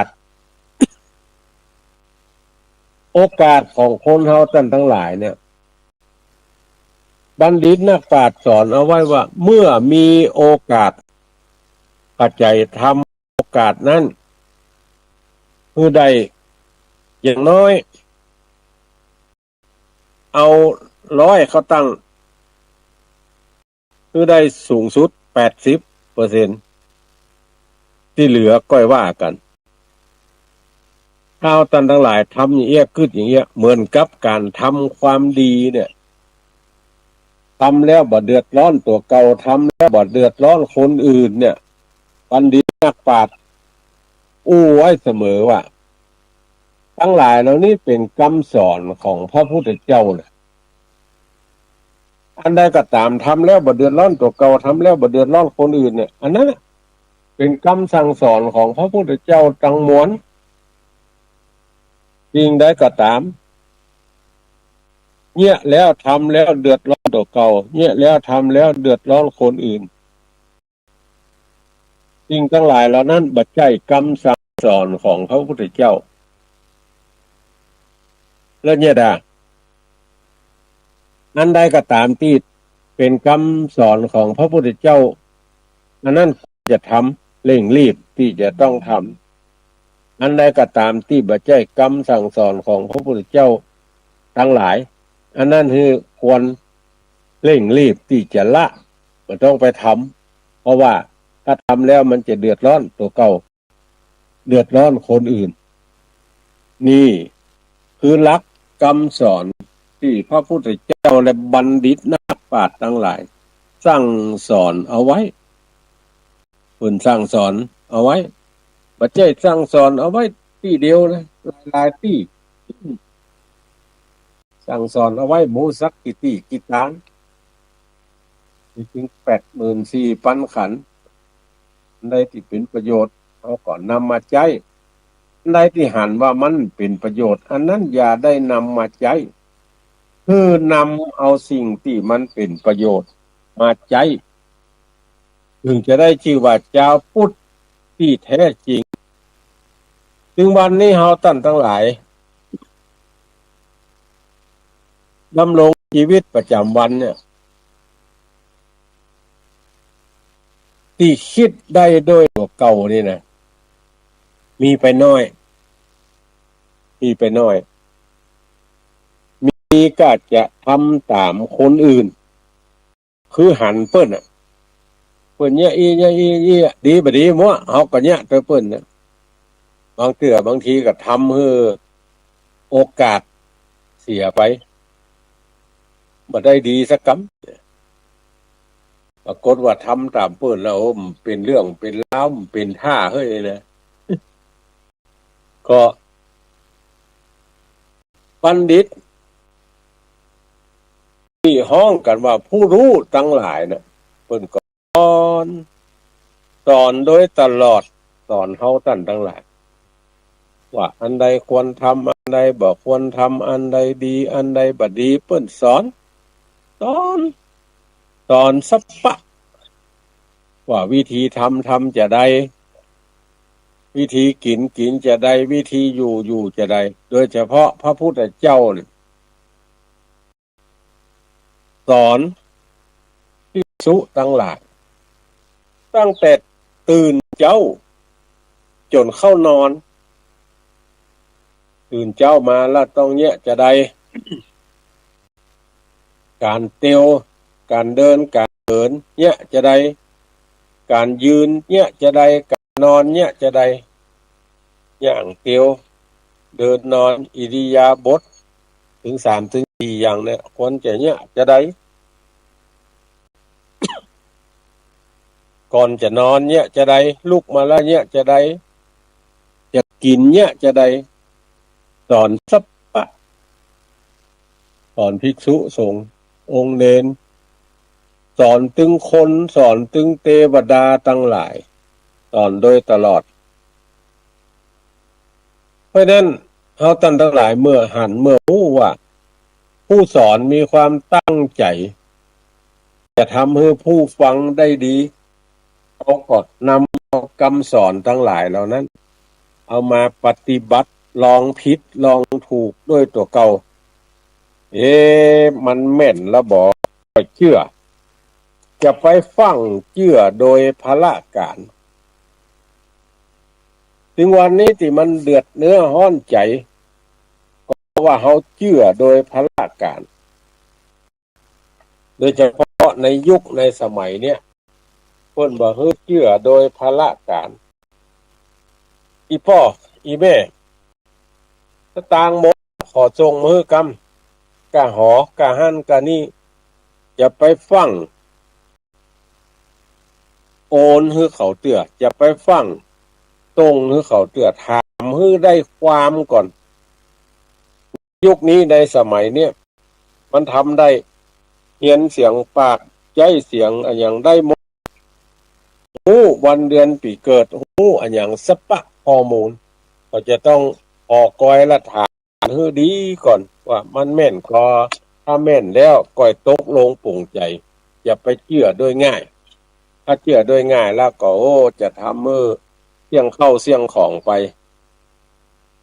ดังนั้นเพิ่นจึงสอนให้เราท่านทั้งหลายอย่าไปเชื่ออันอย่างโดยง่ายเชื่อให้เป็นคนเชื่อยากน้อยและจะได้บรรลำบากใจนี่คือหลักของการเชื่อหลักของการดำรงชีวิตอยู่ในสังคมปัจจุบันนี้นี่ได้ศึกษาห้ำเฮียนมาแล้วเอาท่านทั้งหลายก็จะรู้ว่าอันใดมันเป็นประโยชนะอันใดมันเป็นประโยชนะกับเฮาท่านทั้งหลายครับนี่นะก็กึดและทำตามคำสั่งสอนที่เพิ่นสอนที่เพิ่นสั่งกันไว้นี่ถึงจะได้ชื่อว่าเป็นเจ้าพุทธที่แท้จริงฟังมาปฏิบัติมาทำได้ประโยชนะและก็เชื่อในคำสั่งสอนในคำบอกเล่าในคำที่คนอื่นแนะนำพร่ำสอนเฮาท่านทั้งหลายนี่ถึงจะได้ชื่อที่ว่าตะกี้ฟังโดยดีย่อมได้ปัญญาฟังบ่ดีย่อมมีปัญหาเนี่ยหมู่นี้เอาต้องฟังโดยแท้จริงก็ท่านทั้งหลายก็บ่ใช่ว่าบ่ฟังนะฟังมาโดยตลอดแต่ว่าบางทีมันลืมนี่เพราะอย่างเพราะว่า ปัจจัยภายนอกมันส่งผลให้เราลืม ตั้งแต่อากาศตั้งแต่อาหารตั้งแต่อารมณ์ทำให้เราลืมว่าเราเป็นไผ ลืมแม้กระทั่งว่าตัวเก่าเป็นไผนะบางทีโมโหมากลืมไปถามคนอื่นยิ่งว่าหาเป็นลูกไผ่โหว่าตัวเก่ายังโมโหว่าเป็นลูกไผ่ไปถามคนอื่นหนึ่งซ้ำให้อันนี้คือลืมตัวไปดังนั้นลืมนี่ไผ่ก็ลืมได้มีสิทธิ์ที่จะลืมได้แล้วก็บัดใจว่าไผ่ก็จะลืมได้มันยากจะได้ลืมบ่ลืมจำบ่จำมันเป็นสิ่งที่เกิดกู้กันมาในโลกาเฮานี่ลืมจำแล้วเนี่ยได้เมื่อมันลืมก็ต้องดึงสติตัวเก่าให้ปิกมาว่าเฮาเป็นไผแล้วเฮาทำอะไรอย่างอยู่เฮาอยู่ที่ไหนเมื่อเฮาได้สิ่งทั้งหลายหมู่นี้มาแล้วเราก็จะได้ทำตามคำสั่งสอนของบัณฑิตนักปราชญ์ทั้งหลายว่าเฮาเป็นไผเฮาอยู่ที่ไหนเฮาจะเนี่ยจะใดแล้วเฮาจะไปที่ไหนนั่งยืนเดินนอนที่ว่าตะเกียพระพุทธเจ้าสอนมาหมดบัณฑิตนักปราชญ์ทั้งหลายก็เอามาทบทวนจนที่สุดเอามาเขียนเป็นลายลักษณ์อักษรท่านทั้งหลายลายลักษณ์อักษรเพราะว่าจะเป็นหนังสือประเดี๋ยวนี้ซัมมอหนังสือดิจิทัลเอาใครฮู้เรื่องอย่างก็ไปเปิดพอใครฮู้พระไตรปิฎกว่าด้วยเรื่องอย่างพ้องไปเปิดพอหั่นแล้วเขาก็จะปะสปะสเปดที่เขาใครฮู้มีอย่างคือถามกู ถ้าบัดถามกูนี่จะยุ่งบางเทื่อกูก็โมโหทำสิ่งที่เขาถามบ่ได้ดังใจสักคำกูอย่างกูเกิลมีอะไรให้ถามกูนะไม่เข้าใจอะไรให้ถามกูนี่คือGoogle คืออย่าง Google ก็คือข้อมูลที่เขาเขียนไว้ทำไว้บรรจุไว้ในคอมพิวเตอร์ห้องสมัยใหม่ว่า AI ดังนั้นจะฮู้อย่างใดก็จะต้องถามต้องเรียนรู้ต้องค้นหาเรื่องดีก็ตามเรื่องบ่ดีก็ตามโดยเฉพาะเรื่องบ่ดีเนี่ยอย่าเอาไปอู้ต่อเรื่องดีคือเอาอู้ต่อขยายความต่อเรื่องบ่ดีเนี่ยต้องอาศัยลักที่ว่าเงียบคำเดียวก็จางเพราะว่าเอาเงียบเอาอู้ต่อเนี่ยมันก็จางอันอย่างก็ตามที่เขากึดหาโดยตลอดเนี่ยไอ้ที่มันลืมเนี่ยก็คือห่างเงียบคำเดียวก็จางห่างคำเดียวก็ลืมเมื่ออำนาจวาสนาหมดก็เหลือเยื่อใยต่อกันแล้วถ้าเดี๋ยวมันก็แยกย้ายไปคนที่คนต่างมันมาอยู่ติดมันมาอยู่ทนก็ย่อมจะไปคนละทิศละทางสิ่งทั้งหลายในโลกเนี่ยบอกว่าจะเป็นเรื่องดีบอกว่าจะเป็นเรื่องให้เพราะว่าจะเป็นเรื่องอย่างสักอย่างเนี่ยท่านทั้งหลายมันก็จะต้องอาศัยความเงียบความห่างเงียบมันก็จางห่างมันก็หาย ถ้าเราใจรักธรรมะคำสั่งสอนของพระพุทธเจ้านะเราจะอยู่ในโลกโลกานี้ม่วนกันทั้งหลายถ้าปัจจัยรักคำสั่งสอนของพระพุทธเจ้าเนี่ยโอ้อย่างใดอยู่ที่ไหนก็ถึงม่วนบางงานเนอะเพราะว่ามันเดือดเนื้อฮ้อนใจแก่คนทั้งหลายแก่คนทั้งหลายนะไม่ใช่แก่เขาคนเดียวนะแก่คนทั้งหลายการเดือดเนื้อร้อนใจแก่คนทั้งหลายเนี่ยโอ้เอามันนักแน่นต่อสิ่งที่มันมากระทบจิตกระทบใจเขาตั้งทั้งหลายเนี่ยบางทีเป็นผีบ้าเหมือนกันนะเป็นผีบ้าอย่างไรเป็นผีบ้าเพราะการได้ยินได้ฟังมาแล้วก็ไปฟังเชื่อ ตามนั้นแต่บัดแต่บ่ฮะแม่นบ่แม่นบ่ฮะนี่นะ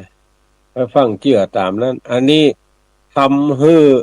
เสียโอกาสทำให้เสียโอกาสเนี่ยจะได้บ่ให้เสียโอกาสก็จะต้องฟังแล้วนำมาพินิจพิจารณาว่าอันนี้แม่นก็อันนี้บ่แม่นก็นี่นะเพราะว่าถ้าเขาไปฟังคน100 คนเนี่ยมันจะได้ฮะเขาลองนึกว่าคน100 คนที่มันจังเขาเนี่ยเคยเคยไปทำอะไรอย่างให้เขาจังพ่องมันมาถึง5 คนนะ100 คนเนี่ยเอาคนมา100 คนนี่หรอกเขาเคยไปว่าไปด่าไปอย่างมาถึง5 คนที่เหลือนั่นมันจะได้ว่ามันจะได้ว่ามาจังเขาใจว่าจังมันก็เพราะว่าฟังเปิ่นมาฟังเปิ่นมาอ้อได้ยินบานั้นว่ามันยังอะไรจังเลยนี่เกลียดตามเพื่อนอิจฉามันไส้ชอบขี้หน้าก็ชอบขี้หน้าก็เลยจังฟังตามกันมาแล้วในเมื่อเฮาตั้นทั้งหลายหู้100 คนเนี่ยเฮาไปว่าเขาบ่ถึง5 คนเนี่ยมันมาชอบขี้หน้าเฮาแล้วเฮาจะไปแชร์คนแถม95 คนนั่นอย่างเพราะว่าเขาบ่ได้เขาก็ไม่ได้ไปว่าอย่างเขาบ่ถูกกับเขาจังเขาคนเดียวมันเป็นเรื่องของเขาก็ต้องอาศัยสิ่งเหล่านี้มาเป็นหลักคิดในการดำรงชีวิตเพราะว่าคนผู้ทุชนคนเราทั้งหลายเนี่ยคนที่น่าสงสารที่สุดในโลกเนี่ยก็คือคนที่หลงไปด้วยตัวเก่ามีพรรคมีพวกทั้งที่จริงๆแล้วคนพรรคคนพวกทั้งหลายแล้วนั้นมันก็ติฉินนินทาเฮาเวลาเฮาไม่ได้ไปนั่งในวงสนทนานั้นโดยก็เหมือนนั่งด้วยกัน10 คนเนี่ยเล่านั่นอีนั่นลุงนั่นป้านั่นอย่างอันอย่างอีพอเฮาลุกไปเหี่ยคนเถอะกระเด็นลิ้วเฮาเล่าทุกคนเล่าระยะเผาขนก็ยังมีเล่าบ่ได้บุ้ยปากใส่ก็มีนี่เขาจะหันได้ว่าโอ้คนเฮาตั้นทั้งหลายเนี่ยมาแจ้ว่ามันจะดีไปหมดนะมันจะดีไปหมดบ่มีมันก็ต้องมีดีพ่องมีบ่ดีพ่องเหมือนไม้เหมือนต้นไม้เหมือนต้นดอกจุ่มป่าดอกจุ่มปีเฮาว่าหอมก็คนที่เปิ้นบ่ถูกลมมันก็เหม็นอย่าไปบอกว่าโอ้เงาใบเงาดอกจัดหอมมาเหม็นว่าก็มันบ่ถูกลมจะให้มันหอมได้จะไดมันก็ต้องเหม็นดอกจีฮุบเอ้ยดอกสะบันงาจินเอ้ยหมู่เนี้ยบางคนได้กินแล้วปัดเต้าม่วนอกม่วนใจหูดังโล่งบางคนได้กินแล้วแม่เฮ้ยธัมโมสังโฆเหียตึก อ้อเออลมขึ้นจืดสันหลังอยู่อึดหายใจก็บ่โล่งให้หนีไปไกลๆนะเพราะอย่างเพราะว่ามันบ่เหมือนกันมันบ่เหมือนกันคนเหมือนกันเนี่ยท่านทั้งหลายบางคนก็ฟ้อนจ้างบางคนก็ฟ้อนบ่จ้างต้วงกับมือต้วงกับตีนบางคนที่เปิ้นฟ้อนจ้างเนี่ยกล้าเอามือขึ้นกึ่งอะไรอย่างเต็มหน้าผากเต็มเอวเต็มแข้งเต็มหัวเข่านี่มันก็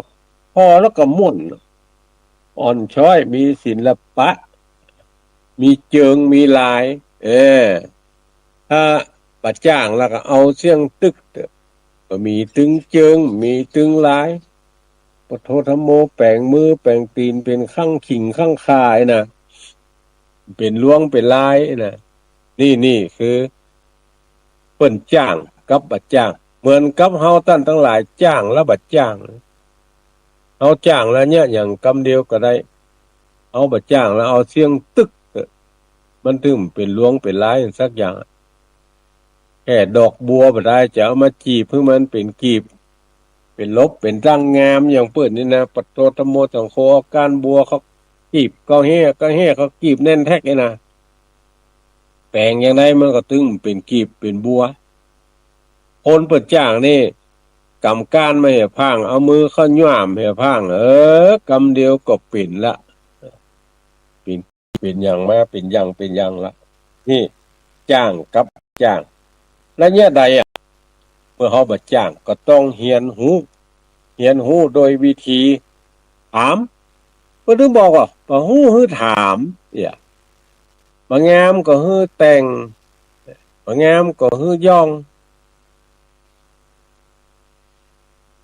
ถ้าบ่ฮู้เนี่ยฮือถามอันใดบ่ฮู้ฮือถามอย่าไปกลัวอย่าไปอายอืมอายครูไม่รู้วิชาอยากรู้อะไรให้ถามมาถ้าเราถามแล้วถ้าเราฮู้แล้วเราปฏิบัติถูกแล้วเนี่ยจะเป็นประโยชน์กับเราท่านทั้งหลายนักหนาป้านเนอะท่านผู้ฟังทั้งหลายเป็นประโยชน์อ้าวเหลือเวลาแถมน้อยเปิดโอกาสให้ท่านทั้งหลายได้โทรมารายการฝนการรับฟังโทรมารายงานดินฟ้าอากาศโทรมารายงานโทรมาบอกมาเล่ามาเปล่ามาหยัง081179646080817964608หลายท่านก็คงไปการไปงานละเพราะขวายละโอ้จักยาว2 ชั่วโมงรวดหลายท่านก็โทรศัพท์ปัดดีฟังกับทางวิทยุเอาเนี่ยก็คือท่านทั้งหลายได้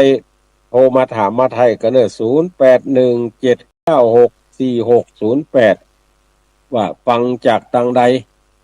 หลายท่านตักมาทางเฟซทางไลน์ละอ้าวเจริญปอนไปเจ้าท่านก็โอ้เออดูแม่เจ้าโอ้แต่ว่าน้ำท่วมกว่าแม่พอขึ้นอยู่เจ้านาที่อยู่หิมน้ำไม่ลาวก็น้อยๆอยู่เจ้ามาถึงบ้านเจ้าเขาก็บ่าย โมงแล้วเจ้าน้ำอ๋อคืนวันลุกแล้วเจ้าอ๋อลงแล้วเนี่ยดีละโอ้ได้ดีใจยินดีเนอะอ๋อฟังเอาเออเออเด็กช้างไปขึ้นฝันเจ้าอนุโมทนาเนอะเออแม่ป้อห้วยบ่อทองเจริญปอน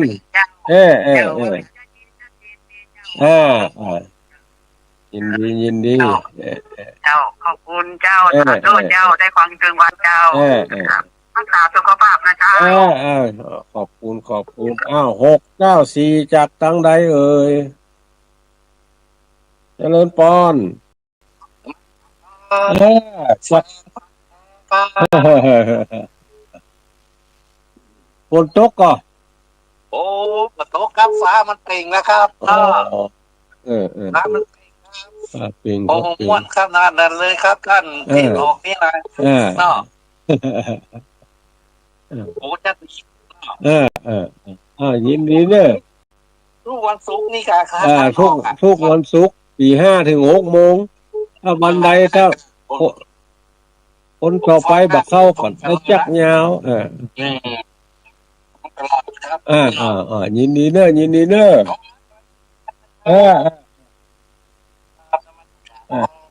สายต่อไปพ่อบุญธรรมโป่งหนองน้ำท่วมแล้วก็ครับมาท่วมอยู่ครับ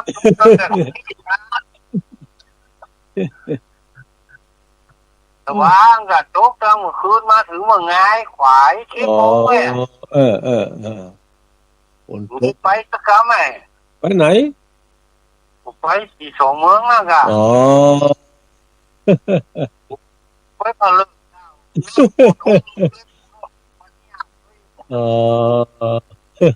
ไว้โอกาส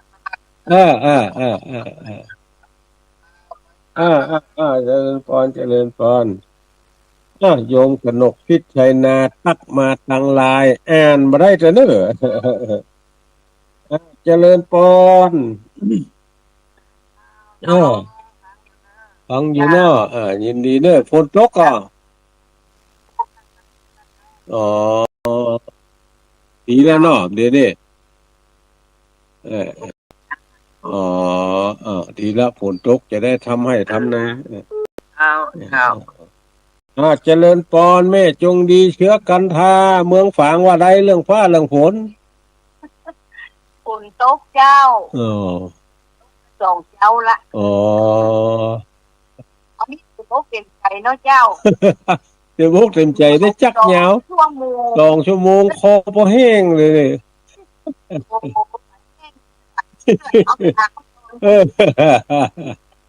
อย่างนั้นกับเทศอย่างนี้บ่เหมือนกันเฮ้ยคนละเรื่องละราวเฮ้ย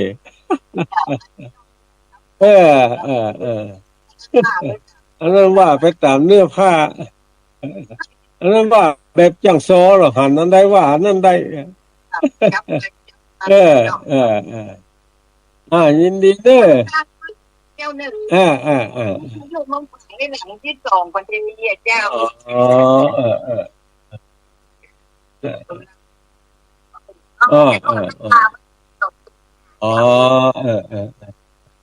ยินดีสายต่อไป919เจริญพรเจ้าแก้วภาษาเจ้าทุรู้ทุกเจ้าวันนครศรีตี้มันหลับตกก่อนตกแต่ว่าวันนี้บัดตกแต่ว่าอะไรก็ตกมันตกสีแม่แต่ว่าเจ้ายินดีประโยชน์2 ชั่วโมงลวกนี่นะใส่กินไปเลยเด้อเจ้าแก้วไว้จ่าได้ทุรู้สาธุเด้อเจ้าเด้ออุดรกำแพงเห็นว่าจังใดฝนตกก่อบนดอยตกนี่ก็คุยเจ้าไหนน้ำโค้งนี่ค่ะอยู่ห้องไข่เพ่น้ำโค้งจะขึ้นสักบึดก่อนแต่ว่าไปแล้วก็ปิกมานอนไปหาหมอวันนี้แต่ว่าขึ้นไปเอวหาละวันนี้หมอนัดไปเอวหาแต่ว่าวันนี้หมอนัดซุกก็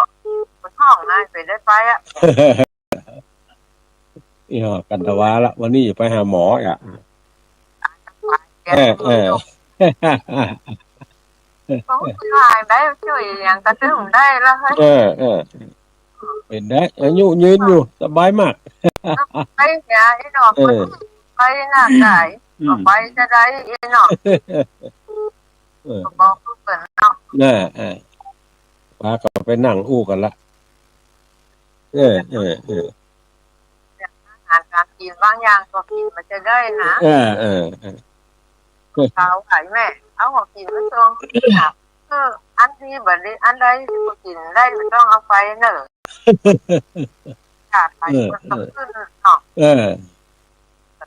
อก็ดีละเป็นอย่างละไปหาหมอก็ดีละอันเออเออเออเออนี่ก็ดีละ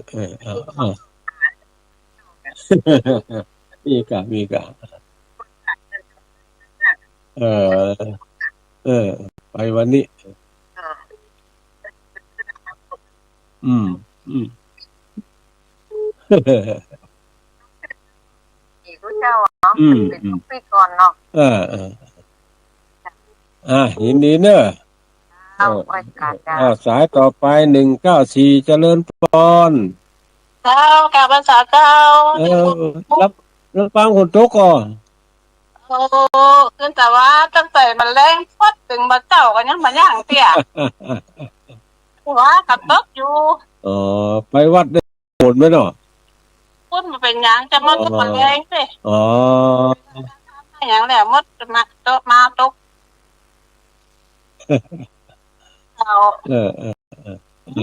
เห็นใจเท่าเป็นกลักน้ำนี่ได้เก็บเต็มขวดนะ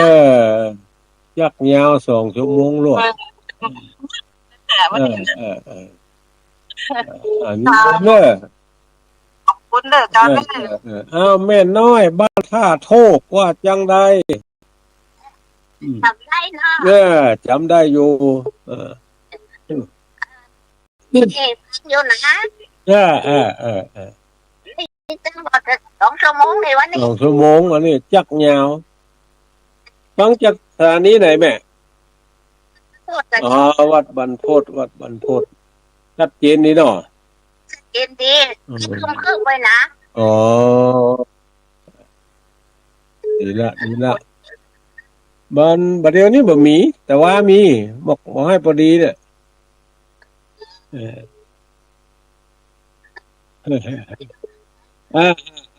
ยินดีเด้อยินดี454จากทางใดเอ่ยเจริญพรเวียงป่าเป้าบ้านน้ำท่วมก่อท่วมเจ้ามันตกสิ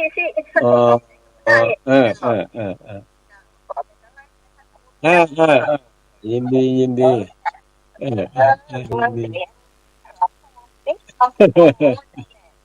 จะโมกติดกันมันได้ไปเหมือนกันเฮ้ย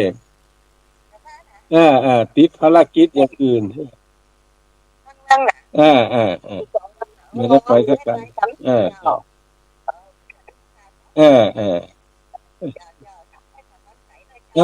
ยินดีก่อนเจริญพรสายตะกี้ลุดไปเหี่ยเอาเข้ามาทำไมคนโทรกันนักคนโทรกันหลายต้อนกันวุ่นวายสายลุดไปก็มีมาใหม่243เจริญพรประกาศจะไม่ฟังอยู่นะเจ้าจากทางใดหาสีโพธารามเจ้าสีโพธารามฝนตกกันน่ะพระเจ้านี่เจ้ายินดีเนี่ยวันนี้จักยาว2 ชั่วโมงเสียงแหบเสียงแห้งสัญญาเห็นได้เจ้ายินดีมาสักการะเจริญพรเอายายศรีร้อนว่าจังใดฮัลโหลยายศรีร้อนว่าจังใดจักยาว2 ชั่วโมงรวด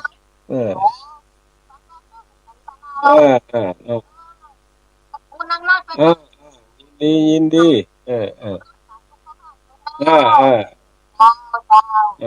เจริญพรได้ได้จ่ากับพี่น้องศรัทธาทั้งหลายเหลือเวลาแถมน้อยหนึ่งใครจะโทรมามาจ่ามาบอกเล่า90เรื่องฟ้าเรื่องฝนเรื่องคนเรื่องยังก็ว่ากันมาเก่าที่จะจะจ่ากันได้รายงานผลการรับฟังมาก็ได้ทางเมืองฝางบอกว่าสถานีวิทยุรู้แถมแล้วว่าแปลงแต่วันนั้นนี่นะดีได้4-5 วันมันเรื่องของเทคนิค เอ่ของเครื่องเนาะบางทีฟ้าผ่าน้อยเดียวมันก็ทำให้อันโน่นนั่นนี่เสียไปบางเทื่ออยู่บ่ได้ก็ดักแวดก็มีนะมันเอาแน่เอานอนบ่ได้เกี่ยวกับดินฟ้าอากาศเนี่ยท่านทั้งหลายบ่ใจว่าโอ้ตั้งแล้วมันจะดังไปตลอดญาติบัดใจบางเทื่อมันก็มีลุมีเสียเหมือนกับเฮาท่านทั้งหลายเนี่ยมันก็บางวันก็เมื่อยบ่ม่วนบางงานบางวันก็เป็นอย่างสบายมากไปซ้อนกัน 4-5 งานก็ยังได้อยู่บางวันนี่ลูกบ่ขึ้นบ่ใครไปไหนสักทีไอ้นะไปนอนอย่างเดียวไอ้นะมันถึงม่วนบางงานไอ้นะมันถึงมีอย่างจะม่วนเต้านอนน่ะไอ้นะบางทีจะเป็นอย่างนั้นหรอกคนเฮาท่านทั้งหลายน่ะไปไหนนอนเนี่ยม่วนที่สุดละไอ้นะบางก็โอ้บาดได้นอนบาดได้อย่างสักกำก็ถึงบ่ม่วนบางงั้นอย่างใดก็มีเหียนี่หมดไอ้นะบางทีมันก็จะเป็นอย่างนั้นอยู่ที่ดินฟ้าอากาศและอาหารการกินเนอะสถาท่านทั้งหลายดินฟ้าอากาศและอาหารการกินแต่ว่านี่หั่นข้าวน้ำท่วมจากเวียงปะเป้าท่านนายอำเภอเวียงปะเป้าโอ้เพิ่นถ่ายมาคือพอปัดโตธโมสังโฆน้ำเต็มถนนรถสัญจรไปมาก็ยากอันยังก็รู้น้ำท่วมนี่ยากไปหมดกันทั้งหลายอย่าได้มือน้ำท่วมมันเป็นภัยธรรมชาติมันแก้ไขยากเพราะคนเฮาท่านทั้งหลายตึงวันเนี่ยแปลงลุกล้ำน้ำแม่น้ำเมืองไปก็ก่อนที่มันถึงเวลาแล้วก็ล่องเมืองล้างเมืองกันหรอกน้ำก็ไปมาสะดวกประเดี๋ยวนี้มีละล่องเมืองอย่างมุน้ำมีละเพราะว่าเมืองเส้นใดก็ป้ากันไปอันนี้หมดหล่อไปนี่หมดถึงแม้ว่าจะเอาปากมันกว้างก้นมันก็ยังแคบอยู่ดีเอาเลิกจะได้มันก็ถึงแคบอยู่ดีน้ำไปน้ำมานี่มันบ่สะดวกเหมือนธรรมชาติถ้าธรรมชาติเนี่ยมันจะไปทางใดจะมาทางใดมันง่ายทางใดมันก็ไปทางนั้นมันง่ายโอ้ถ้ามันบ่ใช่ธรรมชาติเนี่ยอันใดก็ตามที่ฝืนธรรมชาติเนี่ยมันยากน้อยเอาท่านทั้งหลายก็ใจวิจารณญาณใจความคิดของตัวเก่าเนี่ยช่วยคิดอันใดมันเป็นประโยชน์ก็ทำอันใดมันเป็นประโยชน์ก็ละไว้เหี้ยอันใดเป็นประโยชน์ต่อสังคมส่วนรวมเขาก็ทำไปเพราะว่ามันเป็นประโยชน์ต่อสังคมส่วนรวมเนาะอันใดมันเป็นประโยชน์ต่อสังคมส่วนรวมก็เป็นประโยชน์ต่อตัวเก่าได้หาไหมนะตัวเก่าก็ยังได้ประโยชน์อย่างจากสิ่งนั้นนะขัดใจละได้ขัดใจละและทำสิ่งที่เป็นประโยชน์กับตัวเก่าแทนวันนี้ใจเวลามาครบถ้วนกระบวนการละจักขอนำรายการนี้จากท่านทั้งหลายไปก่อนวันศุกร์แน่มาปะกันแทมไม่แล้วก็วันอังคารที่2ของเดือนสิงหาวันอังคารที่2ก็คือวันที่11เมื่อคืน 8 โมงถึง 9 โมงมาปะกันแห่มกรรมเพราะอาตมาภาพออกรายการ2วันอังคารที่2ไม่ใช่วันที่2นะวันอังคารที่2อังคารแรกไม่ใช่เตี้ยอังคารที่2ก่อนเวลา 2 ทุ่มถึง 3 ทุ่มแล้วก็ทุกวันศุกร์ในเวลา 5 โมงถึง 6 โมงบางศุกร์อย่างวันเนี้ยเจ้าพระสงฆ์นักจัดรายการรูปอื่นบ่ได้มาเข้ารายการเพราะโน่นนั่นนี่มีภารกิจมีศาสนกิจที่จะต้องไปทำเนี่ยนะก็จะต้องออกช่วยกันไปเจาะก็มาปะกันแห่มกรรมก็วันศุกร์หน้าก็ขออำนวยอวยพรให้ท่านทั้งหลายโอ้สหฟังเป็นเวลา2 ชั่วโมงเต็มเนี่ยคืออยู่ดีมีสุขมีอายุมั่นขวัญยืนอยู่ก้ำจูดูยังวรพุทธศาสนาดูตั้งกินดูตั้งไว้ดูตั้งใจจ่ายเตตานในศาสนาของพระโคตมะเจ้าเหมือนกันจุผู้จุคนจิ้มแดเตอจัตตาโลธรรมาวัฏันติอายุ ปันโนสุขังปะลัง